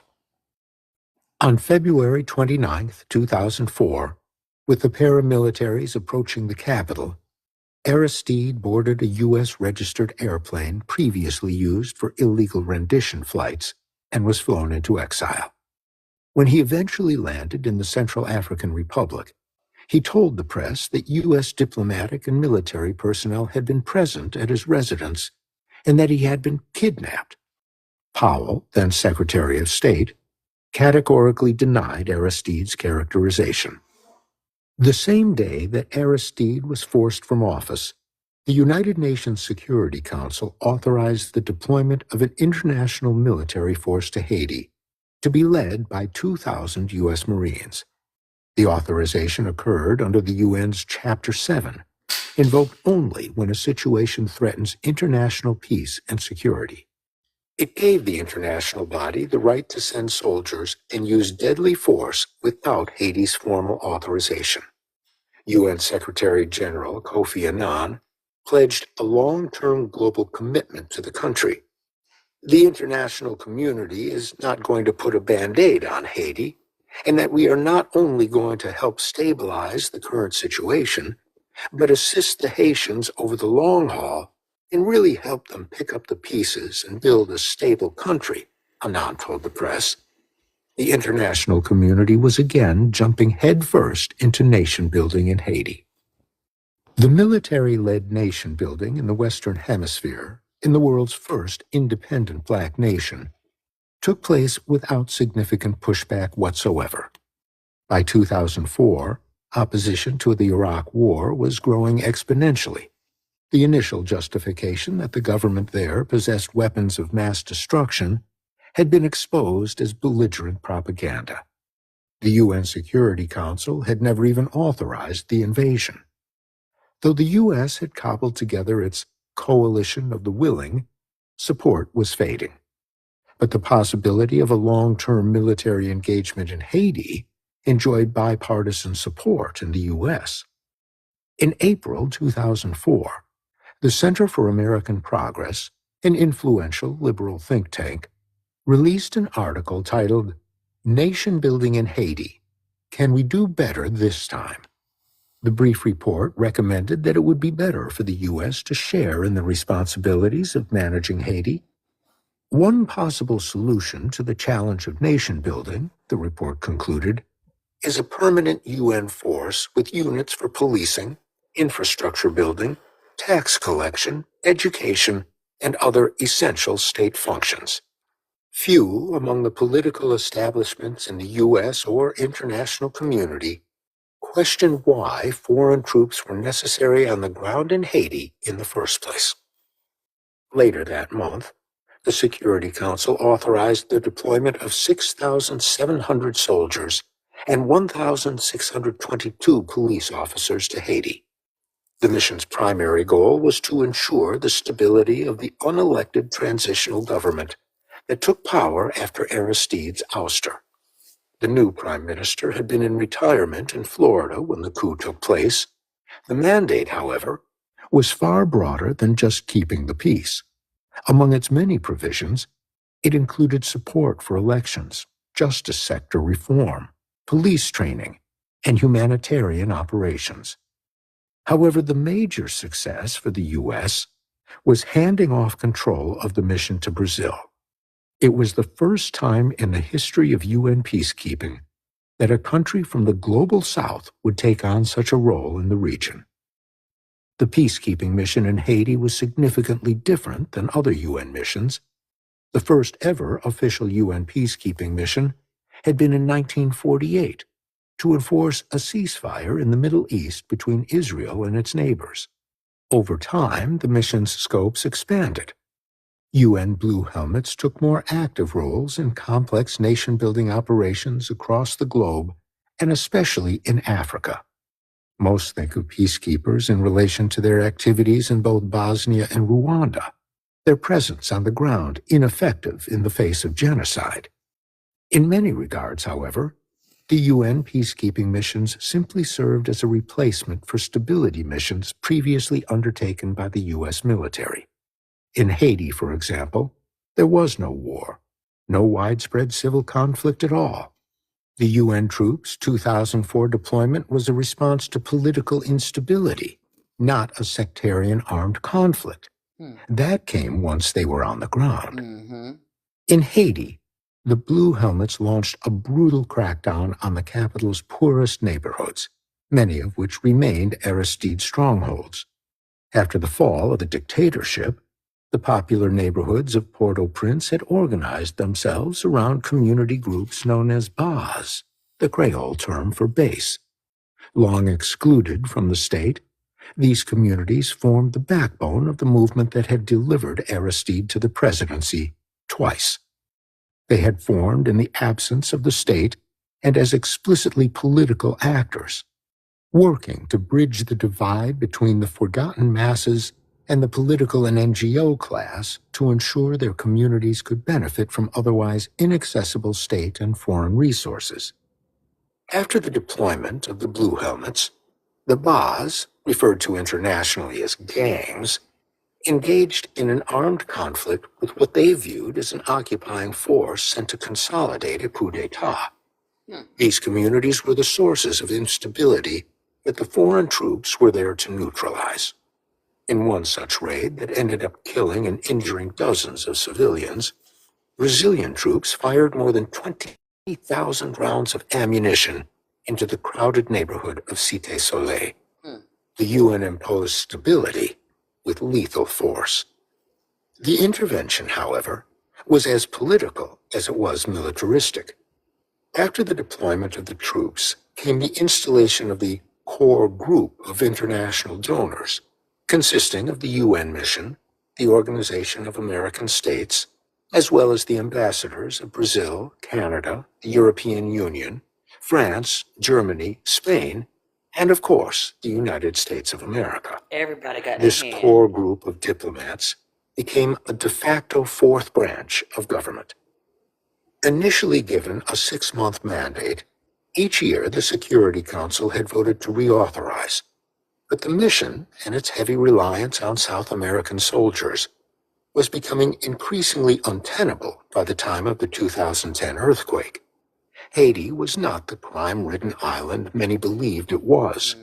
Outside of a few neighborhoods in the capital, the country was far more peaceful than most of its neighbors, including the Dominican Republic. United Nations security officers began internally referring to their mission not as a PKO or peacekeeping operation, but as a BKO or beach-keeping operation, since they spent most weekends on the pristine Caribbean shores outside the capital, drinking Prestige, Haiti's national beer, or rum sours. Public opposition was also growing. The mission had been involved in a series of ever more public sexual abuse scandals during its time in Haiti. In 2007, more than 100 Sri Lankan soldiers were sent back to their home country after being caught exploiting children as part of a sex ring. Yep. There had been no arrests, and the hemisphere's political landscape had continued to shift. Throughout South America, left-wing political leaders had taken power through the ballot box and were becoming more responsive to their citizens' calls to stop participating in the long-running occupation of Haiti. The U.S. had pushed back. The UN stabilization mission in Haiti is an indispensable tool in realizing core USG policy interests in Haiti, the U.S. ambassador wrote to Washington in 2008. The fundamental USG policy goal in Haiti is to make it a viable state that does not pose, a threat to the region through domestic political turmoil or an exodus of illegal migrants. The compassionate invasion wasn't an isolated event, in other words. Instead, it must be seen as part of a 2-decade effort to manage Haiti's long transition from dictatorship to democracy.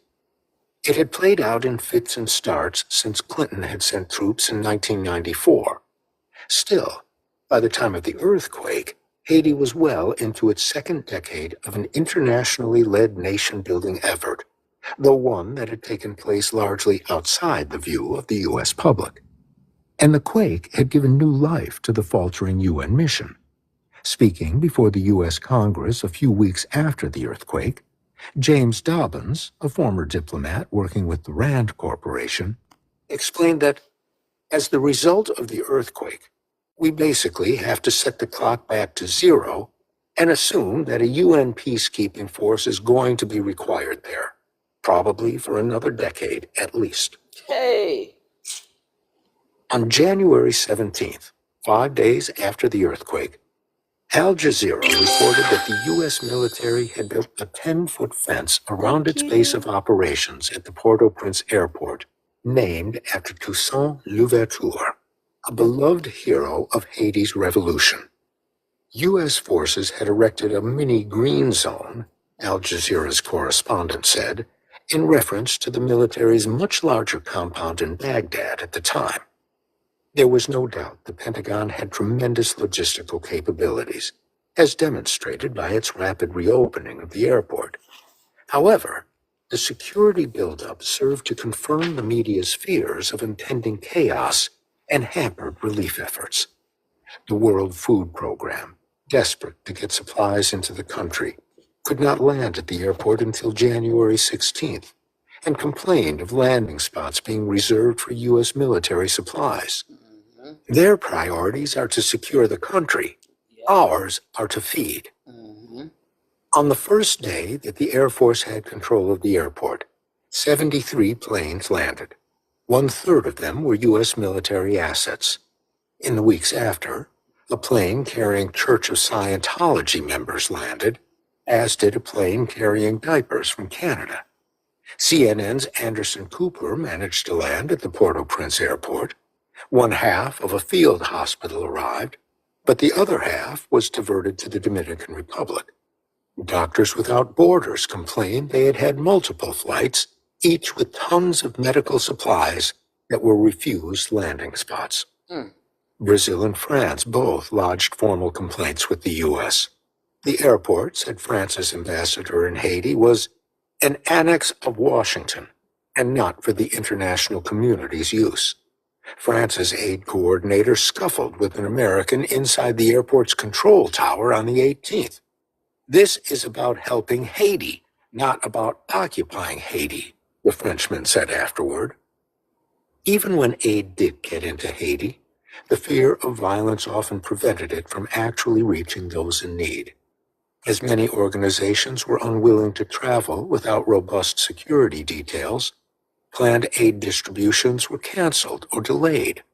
Relief supplies piled up behind the 10-foot fence that the U.S. military had built at the airport. Pallets of bottled water and MREs, meals ready to eat, baked in the Caribbean sun.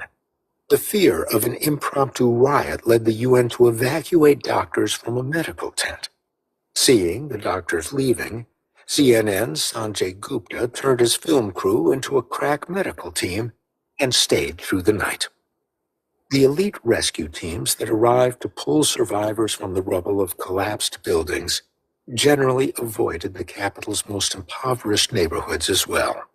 In contrast to the green zone at the airport, these neighborhoods were labeled red zones by the UN mission, meaning foreigners should not dare enter.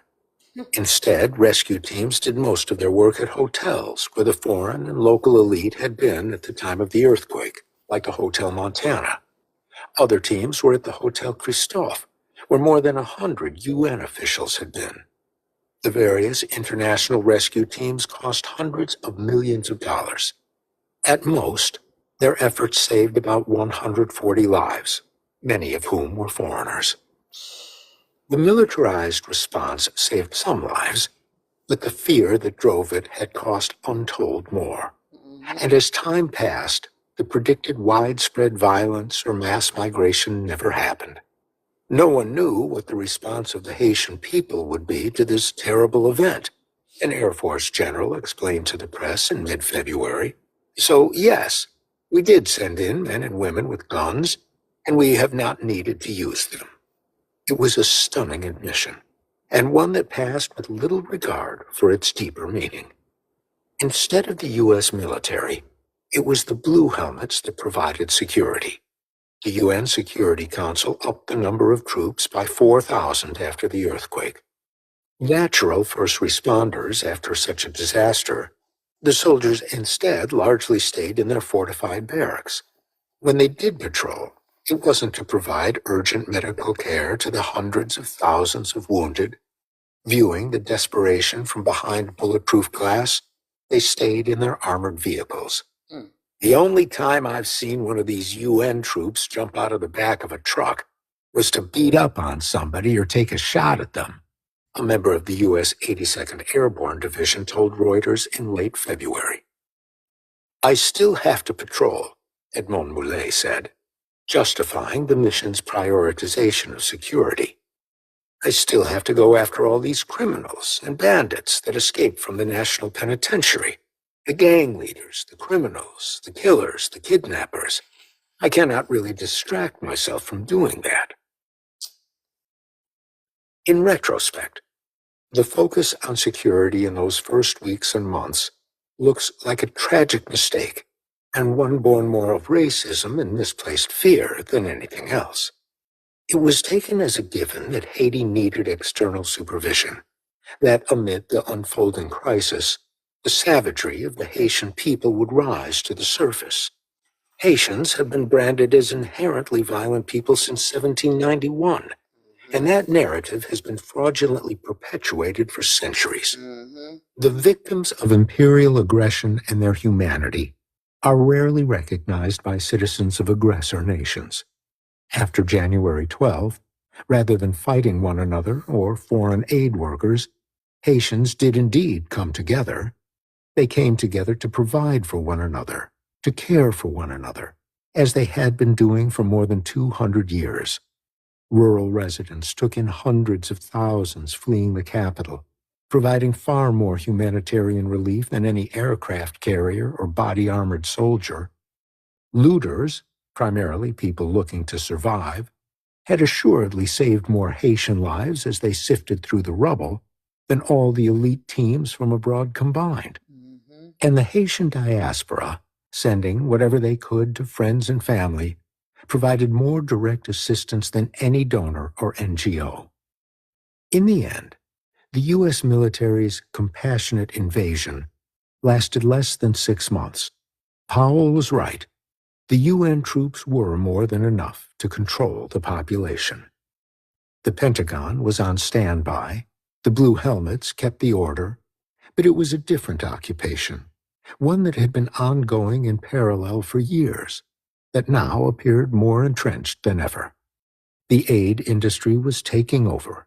The massive military deployment and round-the-clock coverage had drawn millions of eyes to Haiti and helped raise billions of dollars for what was shaping up to be an unprecedented humanitarian effort. Foreign assistance, however, is about more than just disaster relief. It is an integral part of the international community's nation-building toolkit. Following the collapse of the Soviet Union, the U.S. poured billions of dollars of aid into Eastern European states, hoping to bring them more into line with the West's vision of democracy and development. In the 23 years since the end of the dictatorship in Haiti, the international community has spent $8 billion pursuing the same. 2 decades into this nation-building experiment, all that the international community had to show for their effort was the evisceration of the Haitian state, as the government's absence after the quake had demonstrated. What the response to the earthquake revealed, however, was that this was no accident. Donors hadn't helped build a modern Haitian state. What they had created was its replacement, the aid state. In the decades before the earthquake, most of the state had been outsourced to foreign actors. After 2004, the core group of international diplomats acted as the local management team. With a world historic reconstruction effort coming, the aid state was about to get even stronger. All right, that's chapter 3, y'all. What y'all got to say? Hey, y'all, is it Yari? Yes, it's Yari. Hey, what part of Sorry. Haiti are you from? So I don't know if I can actually say the word or not. But when we were talking about the zombies, if you could just look at all these people who are on this particular smug that's got them just standing there like statues and moving like zombies, how dare them try and put that on someone else? Fucking Mm, America. child. That's why I do my zombie apocalypse tropes are racist lives, because a lot of people don't actually understand the the tropes and what they implicate about the Haitian people. Hmm. You know, we know what it's really about. Like I said, you guys did something that sparked a revolution around the world, you know, and they want us to forget that. They don't necessarily want us to forget it. They want us to look at it as if it was something bad. Yeah, they want us to remember. Y'all remember what y'all did? This is your punishment. Hmm. That's Was pretty that? that's pretty Yeah. much how it goes. Every time Haiti is close to stabilizing as a country, here comes America, here comes the UN, here comes the French, here comes everyone and their mama pulling up to destabilize, because if we stabilize as a country, then we prove to the rest of the world what Africa has already proved, that we're self-sustainable. Yeah. Hmm. So to the thing you said about the zombie, I would say it's like where they took it and they put it in a wide perspective, because like the origin was like the fear of being like controlled and losing freedom, and that was to like in relation to being enslaved. But they, because of the Haitian Revolution, and because they're always scary, saw it as, oh, all these mindless workers will come after me, a horde of slaves will come and get me, and they will tear me apart. So I would say they definitely twisted it around. They twisted it around to promote fear of black liberation. It, it's seen even in the very first zombie movie, where Haiti mythology and the Haitian religion is demonized, seen as mystic, devil worshippers, and all the zombies in that movie, White Zombie, is controlled by what? A YT master. Even in the one of the most popular zombie movies, Night of the Living Dead, even though there's a black hero, what happens to that black hero at the end? He's unalived by YT officers. Mm. And Yeah, I came in towards the end of chapter 3. And I thought it was like it was very very powerful what he said, because like after seeing pretty much the same things, like the majority of the people that were rescued was from like just average Haitian citizens, digging people out with their bare hands, without any equipment, anything like that. Like when things got rough, our people came together. People, welcoming in strangers into their home, etc. Like, and they always just say, we're savage people. The Haitian people are, you know, immoral or savage or whatever the case may be. But like, most of the people that got saved were saved after the earthquake was just by like average, Haitian citizens, and with in conjunction with the Haitian diaspora, just sending billions of dollars over there to their families to try to, mitigate the effects of the earthquake. the aftermath, yeah. Mhm. Yeah. I mean, I remember like I was working at a children's hospital in Tampa, and I say this all the time. We were patching up babies only to send them right back. And I'm like, what the fuck is happening? I don't get it. I don't get it. The part where was it a chapter 3 or chapter 2 where the aircraft was going around saying, "Hey y'all, if you think you're gonna you're gonna get I'm loosely paraphrasing, but if you think you're gonna get asylum, think again. Like what? It was chapter 2. Thank you, Yari. Yeah. My great grandmother is a Haitian immigrant, and she had to sneak over here. It took her 3 attempts Mm-hmm.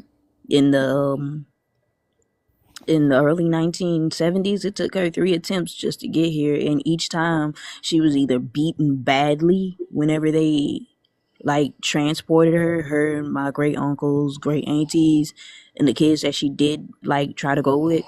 They were beaten badly, accused, like threatened. Their lives was threatened and stuff like that. Like they had to stay in Haiti, and when she finally found her way to America, the only thing she wanted to do was go back to Haiti. Yep. Yep.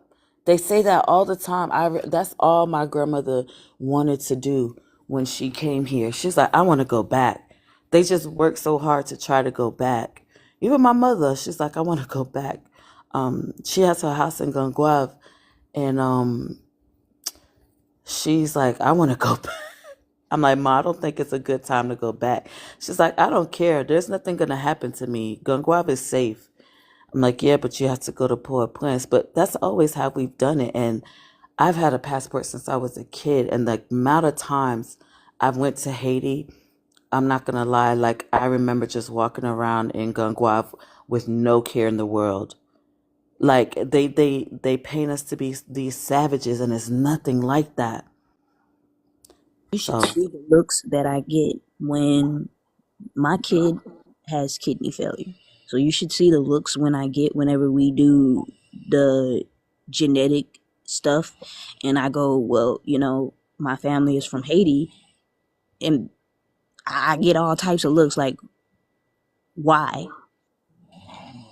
I don't Why are know. y'all giving me these looks? Like, what? I know what they mean, but what is the purpose? Especially if I'm not out here being violent. Right. Like y'all look at me like y'all are so scared of me when YT men are the most violent population in America. It's gotten so bad to the point where the medical racism towards my son has almost costed him his life more than one time. Mm. Just by simply saying, well, my family is Haitian. Oh, now we have to test y'all for AIDS. Now we have to test y'all for tuberculosis. Now we have to test y'all for all these things. And I'm like, wait, whoa. My son was born here. He's had those shots. No, we still have to test them because Haitian people are like, those are the type of things that I hear in the doctor's office about a 3-year-old. That's crazy. And it's 2025 and y'all still ain't get it yet. It was so bad. They could have saved him in the first 2 weeks of his life, but they chose not to operate on him because of fear that I would curse them. Mm. So now he needs a brand new kidney when his kidney could have been saved. I'm sorry to hear that. Mm-mm-mm. Mm-mm. So, guys, the next chapter is 20 minutes long. Do we want to listen to it now or do we want to go into Wednesday? I would say let's go. Okay. Kush is always down. Everybody else, there's 14 people in here. Only one person said yes. But if they don't say no, they don't mind. Right. All right. So yeah, I think after 14 we'll go ahead and I know, right? I told y'all were going to like this book. All right, here we go. Chapter 4. Chapter 4. The Opportunity. 2 major fault lines run right through the island of Hispaniola. One is in the north, and the other is in the south near Haiti's capital. They are strike-slip faults, the same type as the San Andreas Fault. Before 2010, The last major earthquake along the southern fault occurred in 1770. The pressure had, quite literally, been building for centuries. Gudu Gudu is what Haitians call the January 12, 2010 trembler. It is an onomatopoeia named after the sound emanating from the ground as it began to shake. The center of the quake, where the pressure along the fault initially broke, was located about 8 miles under the town of Léogâne, which itself sits to the southwest of Port-au-Prince. After that initial crack, the force extended along the fault, explaining the powerful aftershocks that echoed for days. Amazingly, more than 10 years later, scientists are still investigating the exact cause of the Gudu Gudu.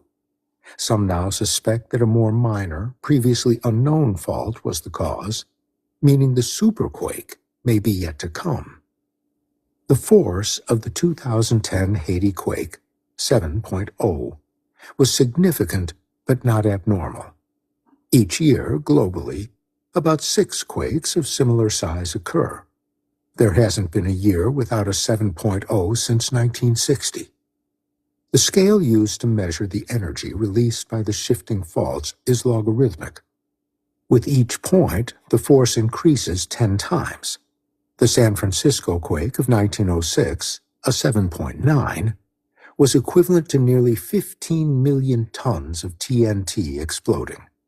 The Haiti quake was closer to 475,000 tons, or the equivalent of about 30 of the atomic bombs the U.S. dropped at Hiroshima. That was the natural disaster. There was nothing that any government could do to stop it. But the magnitude of the devastation tells another story. The numbers are shocking. The earthquake is estimated to have killed between 60,000 and 220,000 people. Either way, it was one of the worst natural disasters in terms of lives lost in modern history. More than 300,000 were injured. More than 500,000 fled the capital, seeking refuge with families, friends, or complete strangers in rural areas. The damage to infrastructure was immense. At least 105,000 homes were destroyed, and 208,000 damaged. Over 50 hospitals collapsed or were too unstable to be used. The same was true for more than 1,300 schools. All but one of the government's ministry buildings fell. The Inter-American Development Bank estimated the total damages to be at least $8 billion, an amount larger than the Haitian economy. There was nothing natural about a loss of this magnitude. At all. Throughout the first decade of the 21st century, natural disasters claimed more than 84,000 lives annually. As our Earth warms, scientists warn that the frequency and severity of those events, though not necessarily earthquakes, will continue to increase. In the 1970s, there was an average of 91 major natural disasters recorded each year. During 2000 to 2009, that figure had reached 447.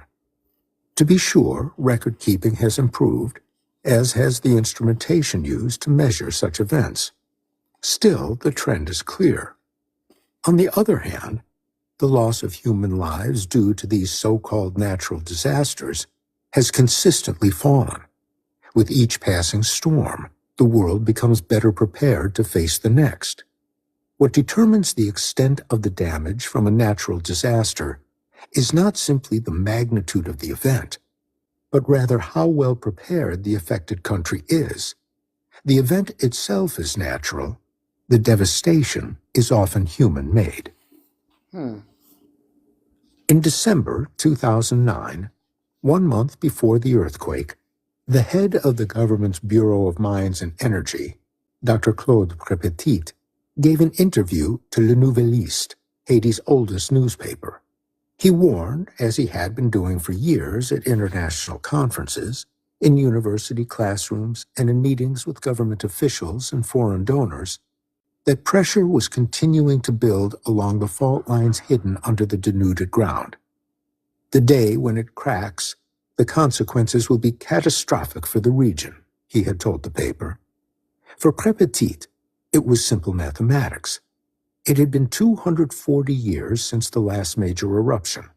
With the plates moving an average of 7 millimeters a year, a 1.4-meter gap had developed. A rupture of that size, Crépetite concluded, would equate to a magnitude 7.3 earthquake.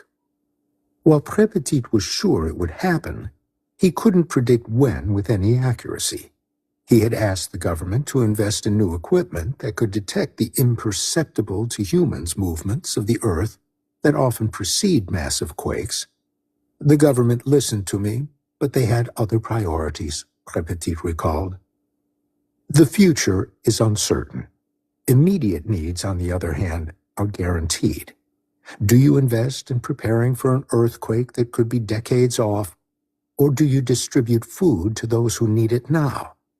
In 2009, the Haitian government's budget was about half the size of the city of Boston's, but for a population 16 times greater. The choice, if there was one at all, was simple.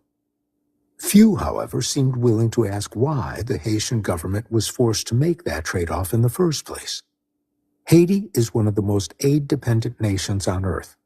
From the fall of the dictatorship in 1986 through 2009, official development assistance to Haiti had totaled nearly $8 billion, equivalent to the estimated cost of the damage the quake had caused in less than a minute. However, that money hadn't been managed by the Haitian government. Exactly. And just as politicians in aid recipient countries are prone to choose immediate needs over long-term disaster preparation, so too are donors. In the humanitarian world, the metric most used to show progress is the number of people who received some benefit from the project. Investing in the future does not fit neatly into this evaluation system. Rather, almost all of those billions went to stopgap measures for perpetually pressing needs such as food insecurity and medical care, needs that were compounded by each successive hurricane, drought, or flood. Precious little went to preparing for the next disaster, even less for the looming superquake. After a natural disaster, the ultimate measure of success goes beyond how many individuals receive some sort of assistance. Success comes from the community, the city, the state, the country, or the entire region being better prepared to face the next disaster. After the earthquake, the plans for how to ensure that happened diverged significantly. The gudu knocked out cell towers and the transmission of most radio stations, but a few, including Signal FM, did manage to stay on the air throughout. The day after, Préval sent a taped message in which he provided a staid rundown of the destruction before calmly asking citizens to kenbe, or hold on. But in the weeks after, It's pronounced kebe, not no N. Sorry, he just irritated me with that. I mean, the N is there, but not as enunciated as he said it. he had barely been heard from in public. Radio hosts ended up stepping into the role of disaster coordinator, fielding calls and airing pleas for assistance. In a country with high levels of illiteracy and little print media outside the capital, community radio is king. There are thousands of stations, and virtually every household owns a radio. Though the official language of the government is French, about 90% of the population only speaks Creole. Surveys indicate roughly the same. Hold on, I thought the official language is Creole. What did he? Wait, let me. Hey, he's messed up a few words.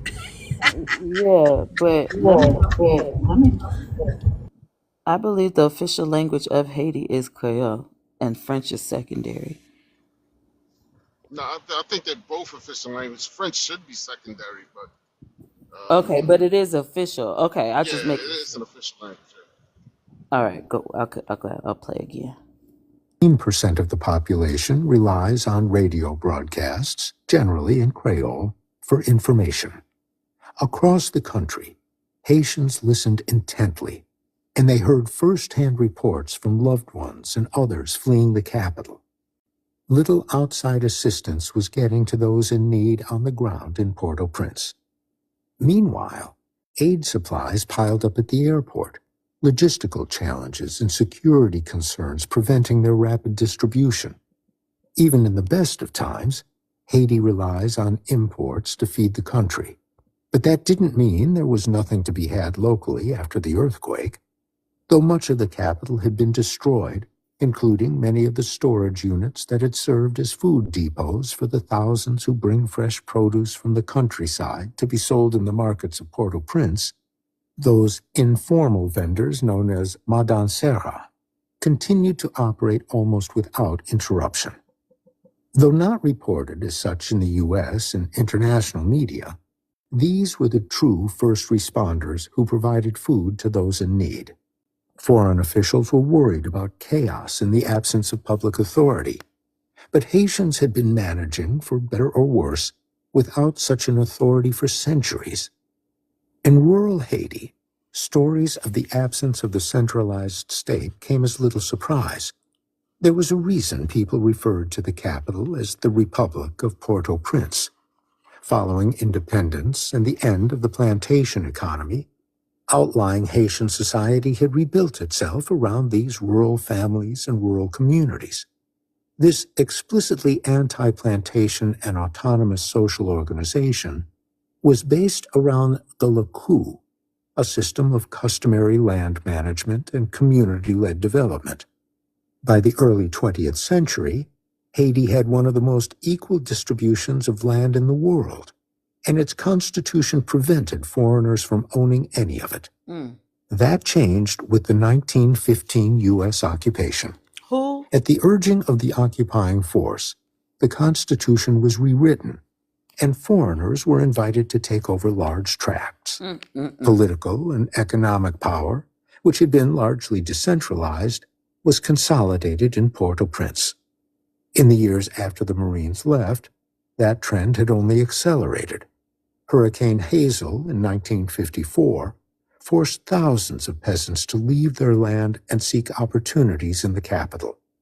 The urban-to-rural migration was compounded by globalization, specifically the promotion of Haiti as a low-cost manufacturing hub in the 1970s and 80s, an aggressive effort supported financially by foreign assistance from Washington and international lenders. The creation of the densely packed neighborhoods along the bay of Port-au-Prince that had seen so much devastation in the quake had begun decades earlier with haphazard construction to provide shelter for workers in the American-owned sweatshops of the capital. By the time of the quake, Port-au-Prince and its surrounding areas were home to some 3 million people, more than a third of the country's population.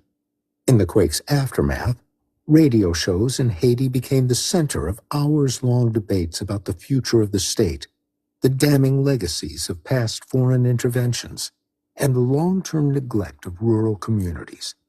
With the capital in ruins after the earthquake, perhaps there was an opportunity to reverse this damaging legacy.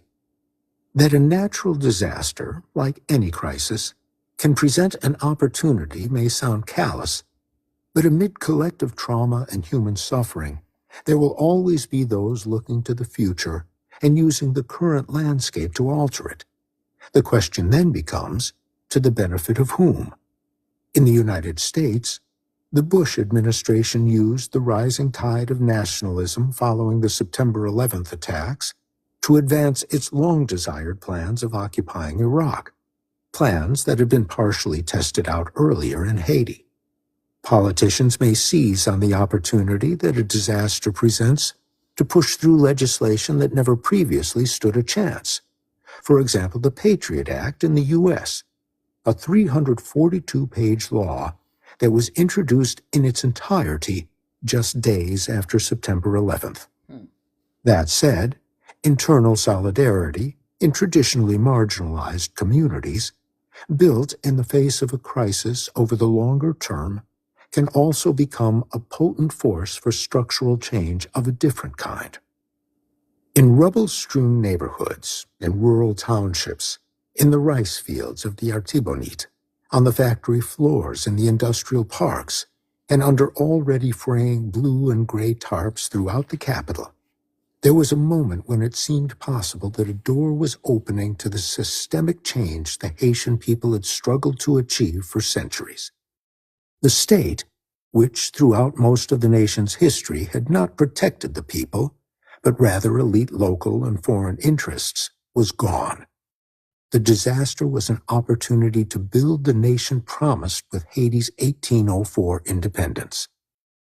Several grassroots organizations started meeting to discuss organizing a broad coalition around a common agenda. On January 27th, more than a dozen groups representing peasant collectives, human rights defenders, and even community radio stations released a statement under the banner of the Coordinating Committee of Progressive Organizations. They had all lost friends, family, and colleagues.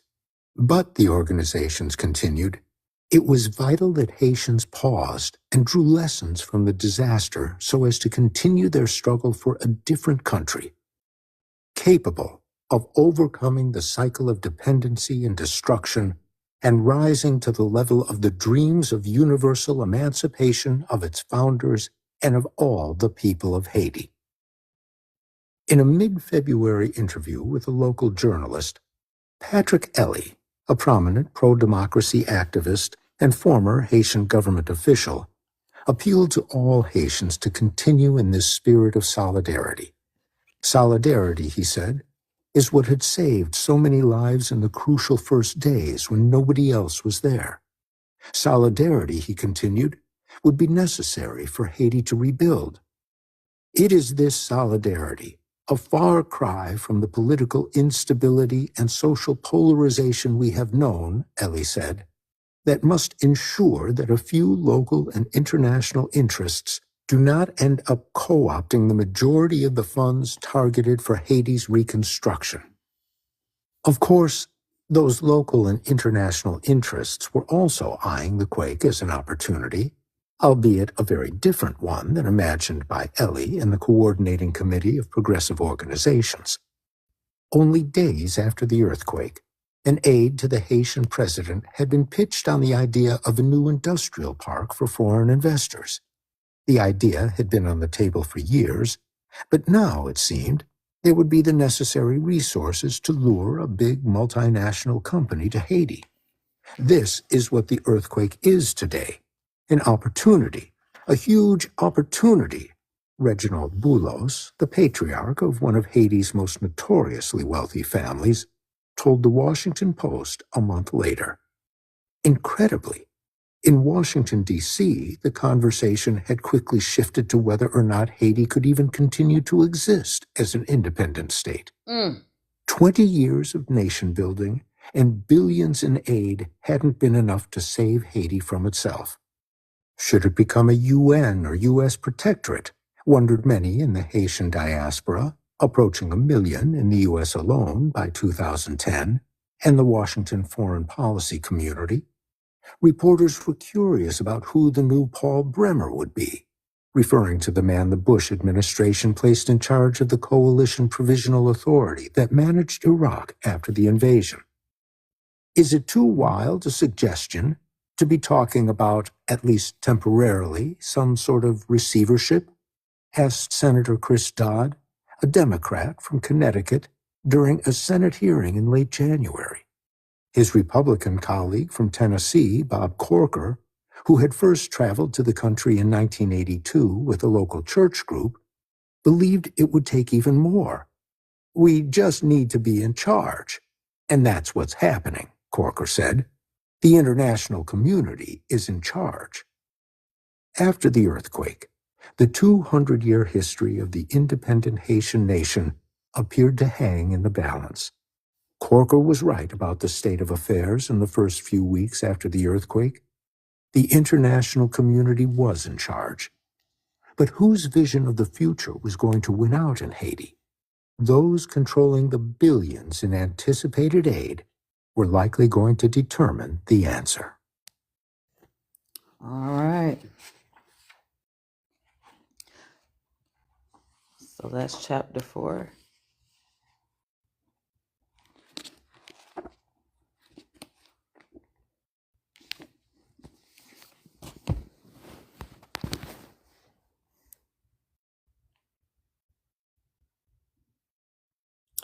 All right. I think we're gonna do one more, and then that's it, y'all, for real. Um, the chapter 5 is 23 minutes. So let me tell you how many chapters the book has. It has 29 chapters, but as you can see, he moves quickly through this book. So yeah, one more, and then we're gonna stop, and then we'll do chapter 6 on Wednesday. Yeah. And also for the people who are just getting here in and out, I do upload the videos on YouTube. They're starting to give me issues, but with another book, but I think we should be good with this one, just like on Afro pessimism. But yeah, here we go, chapter 5, and then that's it, y'all. Chapter 5. The Plan. The earthquake in Haiti occurred at a critical time for the global aid industry. In the early 21st century, major donor nations had begun to reconsider how they provided foreign assistance. Under the auspices of the Organization for Economic Cooperation and Development, or OECD, the world's wealthiest nations came together in 2003 to begin discussing how best to reshape their assistance programs. In 2005, more than 100 countries and the leading development banks endorsed the Paris Declaration on Aid Effectiveness. For too long, the signatories agreed, aid had been inefficient and dictated from abroad. Instead, it suggested that recipient countries come up with a development plan that donors could support. It sounded good in theory, though even at the time, many pointed out that this new aid paradigm, designed to get donors to work more with local governments, was still written by a club of rich countries. Implementation, especially by the U.S., proved more difficult. In the end, few wealthy nations wanted to give up control over how they spent their foreign assistance funds. In 2009, however, the Obama administration made an early pledge to bring its practices in line with these emerging global standards. Secretary of State Clinton made Haiti the first place the administration would translate the lessons into action. She gave the job to her chief of staff, Cheryl Mills, who had been deputy White House counsel during President Bill Clinton's impeachment trial. The trusted confidant led a comprehensive review of U.S. aid for Haiti. She turned in her final report on the afternoon of January 12th, just hours before the quake upended the nation. The U.S., the review found, had spent more than $4 billion since 1990, but had precious little to show for it. Aid programs had been haphazard, poorly coordinated, and spread over too many different sectors. Most of the money had gone to private contractors or NGOs. Worse, there had never been real plans to transition aid programs to the control of the Haitian government. The earthquake was an opportunity to make right, and there were two of the most influential people in the world standing on stage pledging to make that a reality. They were former President Bill Clinton, named UN Special Envoy to Haiti in 2009, and his wife, Secretary of State Hillary Clinton. The Clintons first traveled to Haiti as a young couple in 1975 and have often referenced the profound impact the trip had on them. They took to calling it a delayed honeymoon, as Bill Clinton told CNN's Wolf Blitzer just a day after the earthquake. It wasn't actually what they had planned for their honeymoon, which they took with family in Acapulco. It was a wedding gift from David Edwards, a Citibank executive and close friend who had business in Haiti. Fast forward 35 years, and the Clintons were at the forefront of a concerted international effort to redevelop Haiti into the type of place where Americans might once again honeymoon and where banking executives might once again do business. A series of 3 devastating hurricanes swept across the island during a span of just 30 days during the late summer and early fall of 2008. The resulting flooding buried whole cities and left hundreds of people dead. Soon afterward, the Clinton Foundation, the family's post-presidency global NGO started its first project in Haiti. Later that year, the Clinton Global Initiative, CGI, with its longtime partner Citibank, initiated the Haiti Action Network to channel corporate cash to Haitian development. By 2009, it was also donor cash they were marshaling. In April of that year, Secretary of State Clinton headlined a donor conference to help raise funds for the hurricane response at the Inter-American Development Bank, IDB, in Washington. The future of Haiti, she told the room of diplomats and development experts, will be shaped to a large extent by the decisions that we make. Her words would prove prophetic, though the donor conference raised only $353 million in pledges, a paltry amount given the extent of the damage. Haiti's woes were low on the priority list for the world's rich countries, already mired in a global recession. And donors had attended similar conferences in the past. They had pledged vast sums, and yet every few years they'd be called back to be told that Haiti remained, as the mantra went, the poorest country in the Western Hemisphere, and then be asked to donate once more to its cause. There had been too many disasters and too many wasted millions. Donor fatigue, in industry parlance, had set in. About a month later, Bill Clinton was named UN Special Envoy. He was the high-profile name needed to mobilize international funding for Haiti's development. The appointment wasn't met so warmly by many among Haiti's political class. The president of the Senate asked why Haiti needed a special envoy at all, given that they are reserved for places where there are crises and conflicts. He wondered about the actual mandate of the former United States president. Where do his powers end? The senator asked during an interview with a member of the Haitian press. Le Nouvelliste called Clinton the new Governor General, in reference to the colonial-era title France gave to its local representative. Despite the pushback, the Clintons had a close ally within the Haitian government at the time. 2 years before his UN appointment, Bill Clinton had met with Haitian President René Préval at Ronald Reagan National Airport outside Washington. Clinton was arriving and Préval was on his way to Miami. With their paths crossing, they met inside a conference room the Haitian ambassador in D.C. had reserved. When Bill Clinton entered, he greeted Préval with a hug. "Mr. President, I cannot tell you how happy I am to see you as president again," the Haitian ambassador recalled Clinton saying, "because I know when you were president the first time, Aristide didn't let you do anything that you wanted to do. Now that you are president in your own right, how can I help?" On the way out, Préval turned to his ambassador. "Ambassador, now Clinton is mine." With Clinton firmly in his camp, Préval believed he would finally be able to consolidate the support of the donor class.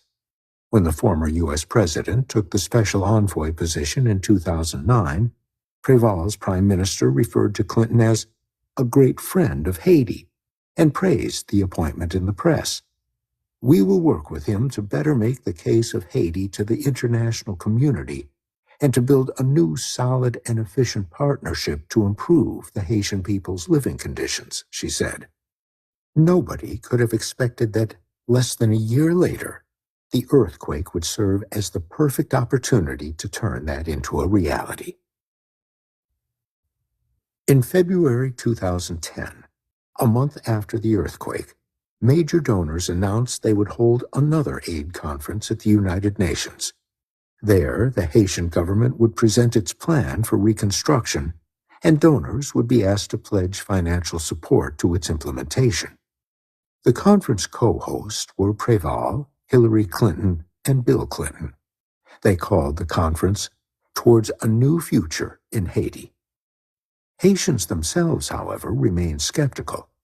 A survey commissioned by the global NGO Oxfam found that only 17.5% of Haitians believed the plan would be responsive to their needs.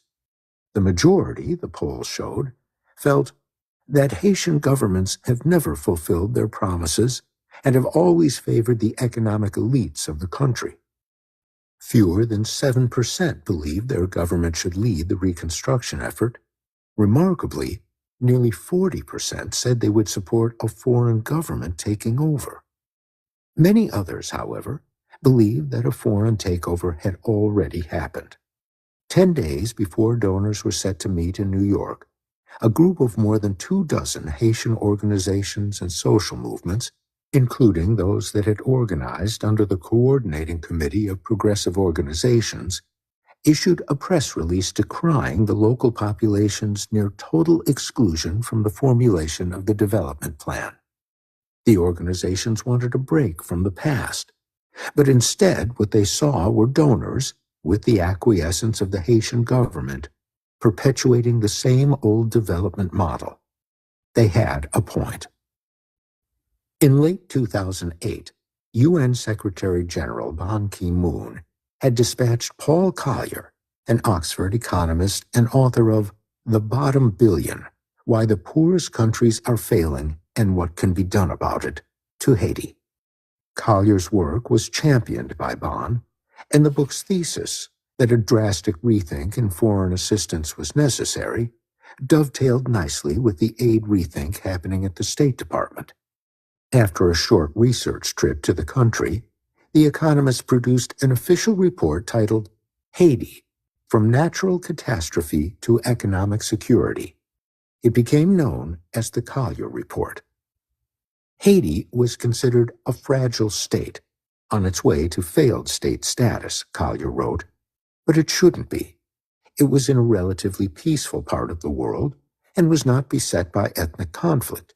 The UN's peacekeeping troops were there to provide security, and it was geographically close to the world's largest market, the U.S. Since the introduction of U.S. legislation in 2007, Haiti had been the beneficiary of duty-free access for manufactured goods, and due to its poverty and relatively unregulated labor market, Haiti has labor costs that are fully competitive with China, Collier argued. At its core, his report called for low-cost garment manufacturing and export-oriented agricultural production. Hardly a historic revelation. These were precisely the policies that had helped drive the rural to urban migration that precipitated the massive devastation in the quake. In Collier's estimation, the problem was not the model of development, but rather the inability of the government to provide a stable environment for foreign investors to prosper. What was supposed to be different this time, Collier argued, was aid. Foreign assistance was becoming increasingly irrelevant. In sub-Saharan Africa, for example, the flow of private capital had already surpassed official development aid. The same logic underpinned the Clinton Foundation, especially its global initiative. Donor governments were tired of giving, but if the little money left could be focused on catalyzing foreign investment, Haiti's future might look a lot brighter. If disparate donor aid flows were pooled together, aid money could be channeled to big-ticket items that foreign companies wanted to see before investing, like critical infrastructure and reliable energy. Foreign assistance, the theory went, could reduce the perceived risk associated with private sector investment in Haiti. What Haiti needed in order to operationalize the Collier Plan was an entity that could manage the donors' funds and ensure they were well coordinated, an entity that could deliver the stability that the Haitian government couldn't, Collier stressed. Collier and his colleagues inside the UN and the State Department had partially drawn on lessons learned from the response to the Aceh tsunami in 2004. There, a reconstruction commission run by the Indonesian government had earned international plaudits for its response coordination. Bill Clinton had been involved in the effort. The slogan had been, "Build Back Better," and it seemed like they actually had. The region ended up better prepared for the next disaster.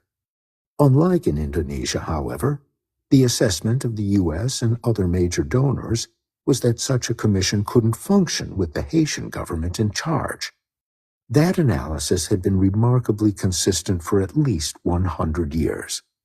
In 1914, the United States had proposed embedding a formal U.S. financial advisor within the Haitian state to help improve its creditworthiness and provide necessary checks against graft, as the State Department put it. At the time, servicing foreign debt took up some 80% of Haiti's budget. When the Haitian government balked, the U.S. loaded the country's central bank reserves onto a ship and took them to New York for safekeeping at National City Bank, the precursor to Citibank. The following year, the U.S. Marines invaded. Even after they left, a financial advisor remained embedded in the government until the mid-1940s. In public, after the quake, donors talked about the need to support the Haitian government. However, behind closed doors, those same officials had determined the government was still too weak and too corrupt to manage the billions in expected assistance. The U.S. and the UN had first put together a draft for such an authority in mid-2009. The donor conference that year, however, had raised only a few $100 million, not enough to put the plan into action. The earthquake changed everything. On January 20th, Collier emailed a top State Department staffer. To avoid a coordination nightmare, try to get a structure in which there is a single authority with some temporary power, he wrote. He suggested Bill Clinton as a co-chair, alongside a senior Haitian official. The authority, Collier wrote, could be supported by a council where you can put the key parties on so they don't feel excluded. For example, EU, which will otherwise sulk.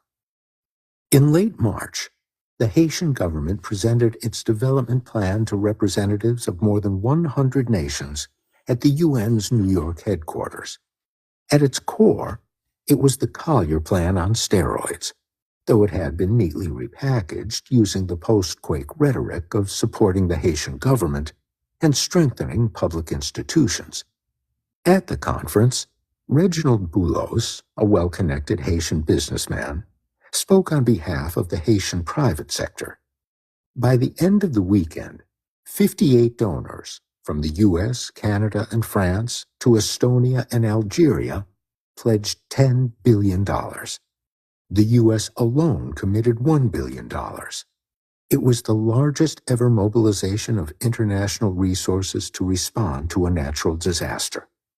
To oversee this massive effort, donors and the Haitian government announced the formation of a development authority similar to that which had been used in Indonesia. They called it the Interim Haiti Reconstruction Commission. Just as Collier had suggested in the weeks after the earthquake, Bill Clinton accepted the position as co-director to serve alongside Prime Minister Jean-Max Bellerive. Donors who pledged at least $30 million at the conference received a seat at the table. So too did an equal number of Haitians drawn from civil society, the government, and the private sector, including Mr. Boulos.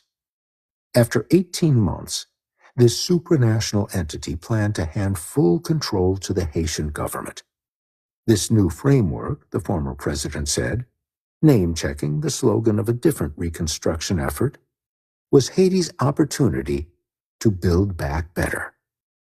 It was Boulos, however, who had most succinctly described the concept a week before the donor conference in a closed-door meeting between Haitian business people and former President Clinton in Port-au-Prince. A responsible elite, Boulos said, laying out and implementing a vision of development that benefits all Haitians. The late March pledge of $10 billion, an amount larger than the Haitian economy, raised hopes for the future, even if there remained legitimate questions over how that money would be spent. In the present, however, the needs were more immediate, and the rainy season was fast approaching. In Delma 30, Mona Augustine had helped organize the 126 families that eventually settled on the former soccer field. Their new community even had a name, Mosaic. Any bit of open land in the capital seemed to be occupied by makeshift shelters. In humanitarian speak, those living in camps, such as Mosaic, were referred to as internally displaced people, IDPs, since everything needed an acronym. The camps were at the center of the aid effort. NGOs, unable or unwilling to go into poor communities, provided services, water, food, hygiene kits, hundreds of thousands of tarps, and even temporary jobs, only to those living in officially registered camps. The population grew as more and more families were drawn to the resources. Somewhere near 1 million people were facing the prospect of a significant storm, with little more than a tarp for shelter. Hundreds of thousands hadn't even received one of those. To ensure access to aid, and that it would get to those among them who needed it most, Mona and the residents of Mosaic formed an internal system of governance. They maintained an up-to-date census and developed community decision-making processes. Mona stopped focusing on his music in order to help manage the camp full-time. He shuttled between friends' houses in the hills and the Delma 30 camp, using whatever connections he had to help pull together resources. For residents, the camps were no longer just a necessity to survive. They were the best bet for starting anew. The situation was being driven not by the state, but by the NGOs in the camps. Their coffers full of text message donations, church group offerings, and multi-million-dollar government contracts or grants. In theory, that was why the Clinton-led Reconstruction Commission was in place, to coordinate those disparate actors and ensure they were working in support of the Haitian government, not instead of the Haitian government, to make sure that when the next disaster struck, the state could be the one to respond. Somebody might even take the advice of Dr. Prepetit, the government official who had warned of a superquake for years. In the meantime, it came as no surprise that NGOs were in the lead, given how donors had historically administered their foreign aid budgets. Haiti was not, however, the failed state that so many believed it was. By the time of the earthquake, the Haitian state had been shaped by decades of foreign assistance and centuries of foreign intervention. It was a nation shackled, politically and economically, by the very actors ostensibly there to help. The Reconstruction Commission served as the culmination of this long process. If the core group of donors had formed a de facto fourth branch of government, the Clinton-led body went further, taking on powers of both the legislative and executive branches. With the judiciary under the auspices of the Blue Helmets, virtually the entirety of the Haitian government was being overseen or even directly managed by foreign actors. By 2010, public services had already been outsourced to the aid state.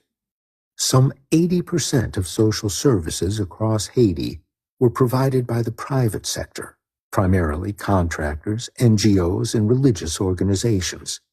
The vast majority were foreign-financed and foreign-owned. These actors accounted for some 70% of coverage in the health sector and 85% in education. Collier's plan, however, did not view this as a problem. With the commission, funding would be centralized, but the actual provision of public goods would remain primarily in private hands. These non-state actors had proliferated for decades, but after the quake, some estimates put the number as high as 10,000. Together, they constituted a parallel state, the Republic of NGOs. Chapter 6: The Aid Industrial Complex. On May 13, 2010, 4 months after the devastating earthquake, the global agribusiness conglomerate Monsanto issued a press release. Haitian farmers, who otherwise may not have had sufficient seeds to plant this season in their earthquake-ravaged country, are receiving help from a unique public and private partnership, the company wrote.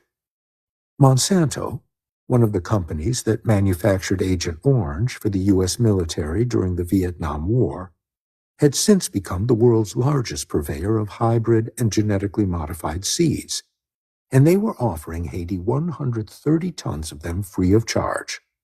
The first batch would be distributed through a costly USAID-financed project called WINNER, aiming to help revitalize Haitian agriculture. It was being run by a for-profit company based in Washington, D.C., Chemonics International. On the ground, the project was overseen by Jean-Robert Estimé, a one-time prominent member of the Duvalier dictatorship. The earthquake struck just weeks before the beginning of the spring planting season. Many farmers had just harvested and were sitting on relatively large stocks, but if they couldn't sell quickly, they wouldn't have the money to buy seeds for the next planting. It was no secret that agricultural degradation had precipitated much of the haphazard urbanization in the capital, but with 500,000 leaving the city for the relative comfort and safety of rural Haiti, there was an opportunity to reverse this corrosive trend. In the camps of the capital, NGOs and UN agencies were leading massive food distributions. In just the first 2 months after the quake, humanitarian organizations distributed more than 40 million pounds of food. Almost all of it was imported. For many local farmers, that was a death sentence. There was simply no way they could compete with free. The Monsanto donation was a response to a genuine need. Farmers did need to replant their crops. The Food and Agriculture Organization, FAO, and other international organizations were also pursuing wide-scale seed distributions. But Haitian farmers didn't need seed, and they especially didn't need foreign seeds that they'd never worked with before. They needed cash. There were plenty of local seeds on the market they could buy if they had the resources, for only about $80 million a year, a small fraction of what had been pledged in March. Foreign donors could have purchased the entire amount of rice needed for food aid from local producers. It would have provided a necessary stimulus to the rural economy and food for those in need. It didn't happen. Why didn't more people ask if seeds were really what farmers needed after the earthquake? First, aid officials and the media kept describing Haiti as the poorest country in the Western Hemisphere, and saying the government had abdicated its responsibility. The perception was that Haiti could use whatever help it could get, and that Haitians would be eager to receive it. Of course, those interests aligned with those of Monsanto. Once farmers get used to hybrid seeds, which need to be purchased anew each year, the company would have a new market. Nonprofits, however, function in similar ways. Even if motivated by good intentions and responding to actual needs, NGOs and their employees face their own unique interests. In the summer of 2010, Louise Sperling, an expert in the field, authored a 115-page report analyzing the need for seeds. The determination was that Haitian farmers were not facing a seed emergency at all. Many foreign NGOs seemed to see delivering seed aid as easy, Sperling explained. They welcome the overhead, money, even if their actions may hurt poor farmers. When most of us think about NGOs, we think of nonprofits. But the term nonprofit is a bit of a misnomer. While the organization does not exist to make money for its shareholders or owners, that overhead goes to pay salaries, issue bonuses, invest in new buildings, run public relations campaigns, and compete for the next government contract or grant. The CEO of the American Red Cross, for example, earned $500,000 in base pay in 2010. The term non-governmental organization formally entered the world's vernacular in 1945 with the Charter of the United Nations. NGOs proliferated through the second half of the 20th century.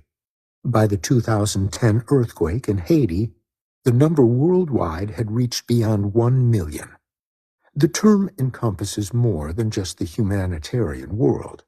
However, even there, it covers a vast array of different entities, from a small-town church group's charity to global players like the Red Cross, Catholic Relief Services, Oxfam, and Doctors Without Borders. Thousands of these humanitarian actors arrived on the ground after the quake, though only a few dozen were formally registered with the Haitian government. These disparate players received at least $800 million in donations in the first couple of months after the earthquake, and that is almost certainly a gross underestimate. The humanitarian world doesn't run strictly on private donations, however. The $8 billion that donors offered in foreign assistance from 1986 to 2010 mainly had gone to NGOs. By that point, the definition of the term had expanded to include explicitly for-profit companies as well. Aid had become big business, not just in Haiti, but across the world. It had spawned into a multi-billion-dollar global industry, one that had become too big to fail and too big to reform. This history is, in many ways, the story of Chemonics International, the company that distributed Monsanto seeds after the earthquake. It helps explain how the promotion of U.S. economic interests through foreign assistance undermined local markets and why, after the earthquake, the same players who had long dominated the aid game were the first on the ground. In fact, one could draw a relatively straight line from the aid industrial complex of the 21st century to a series of conscious policy decisions made by diplomats in Haiti half a century earlier. In the fall of 1954, Hurricane Hazel made landfall in the southern peninsula of Haiti. The storm's heavy rains and record wind speeds tore through the country and devastated agricultural production. At the time, Haiti was led by Paul Magloire, a former high-ranking military official and police chief of Port-au-Prince. Magloire secured power by helping overthrow the progressive Dumercy Estimé, whose son, Jean Robert, went on to manage Chemonics' post-quake aid program. During the Magloire years, the country experienced a brief period of political stability.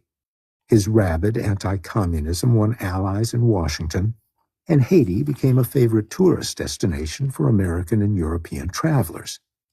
Impressed by the boom in Caribbean travel and the phenomenal 500% jump in the number of visitors since 1950, Haiti has mobilized to offer more facilities for vacationists, more nightclub fun, more first-class hotel rooms, new beaches, sports areas, and shopping centers, the New York Times reported in November 1956.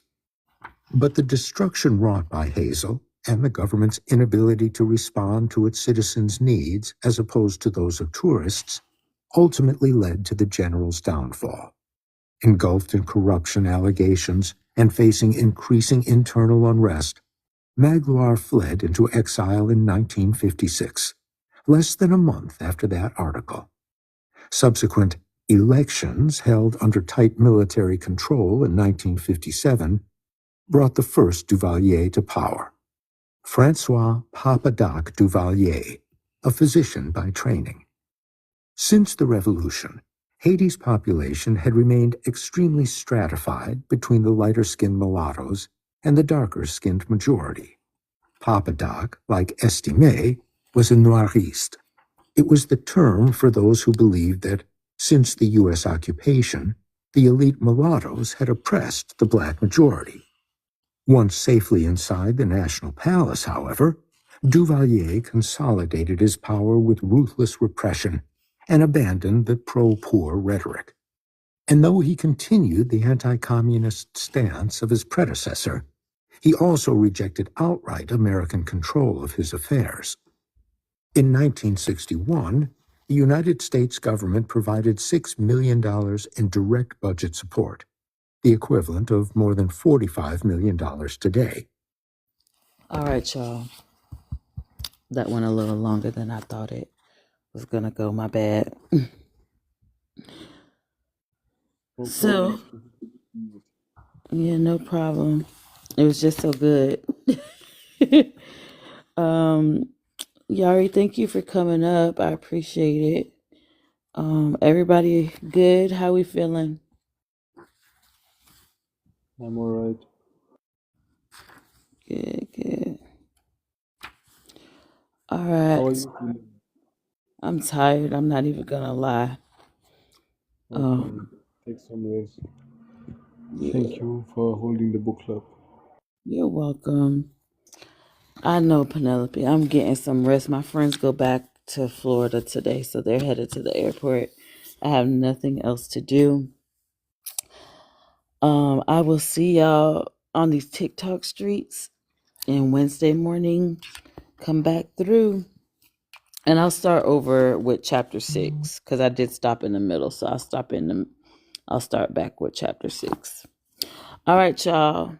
Hasta la pasta. Bye. Bye. You're welcome.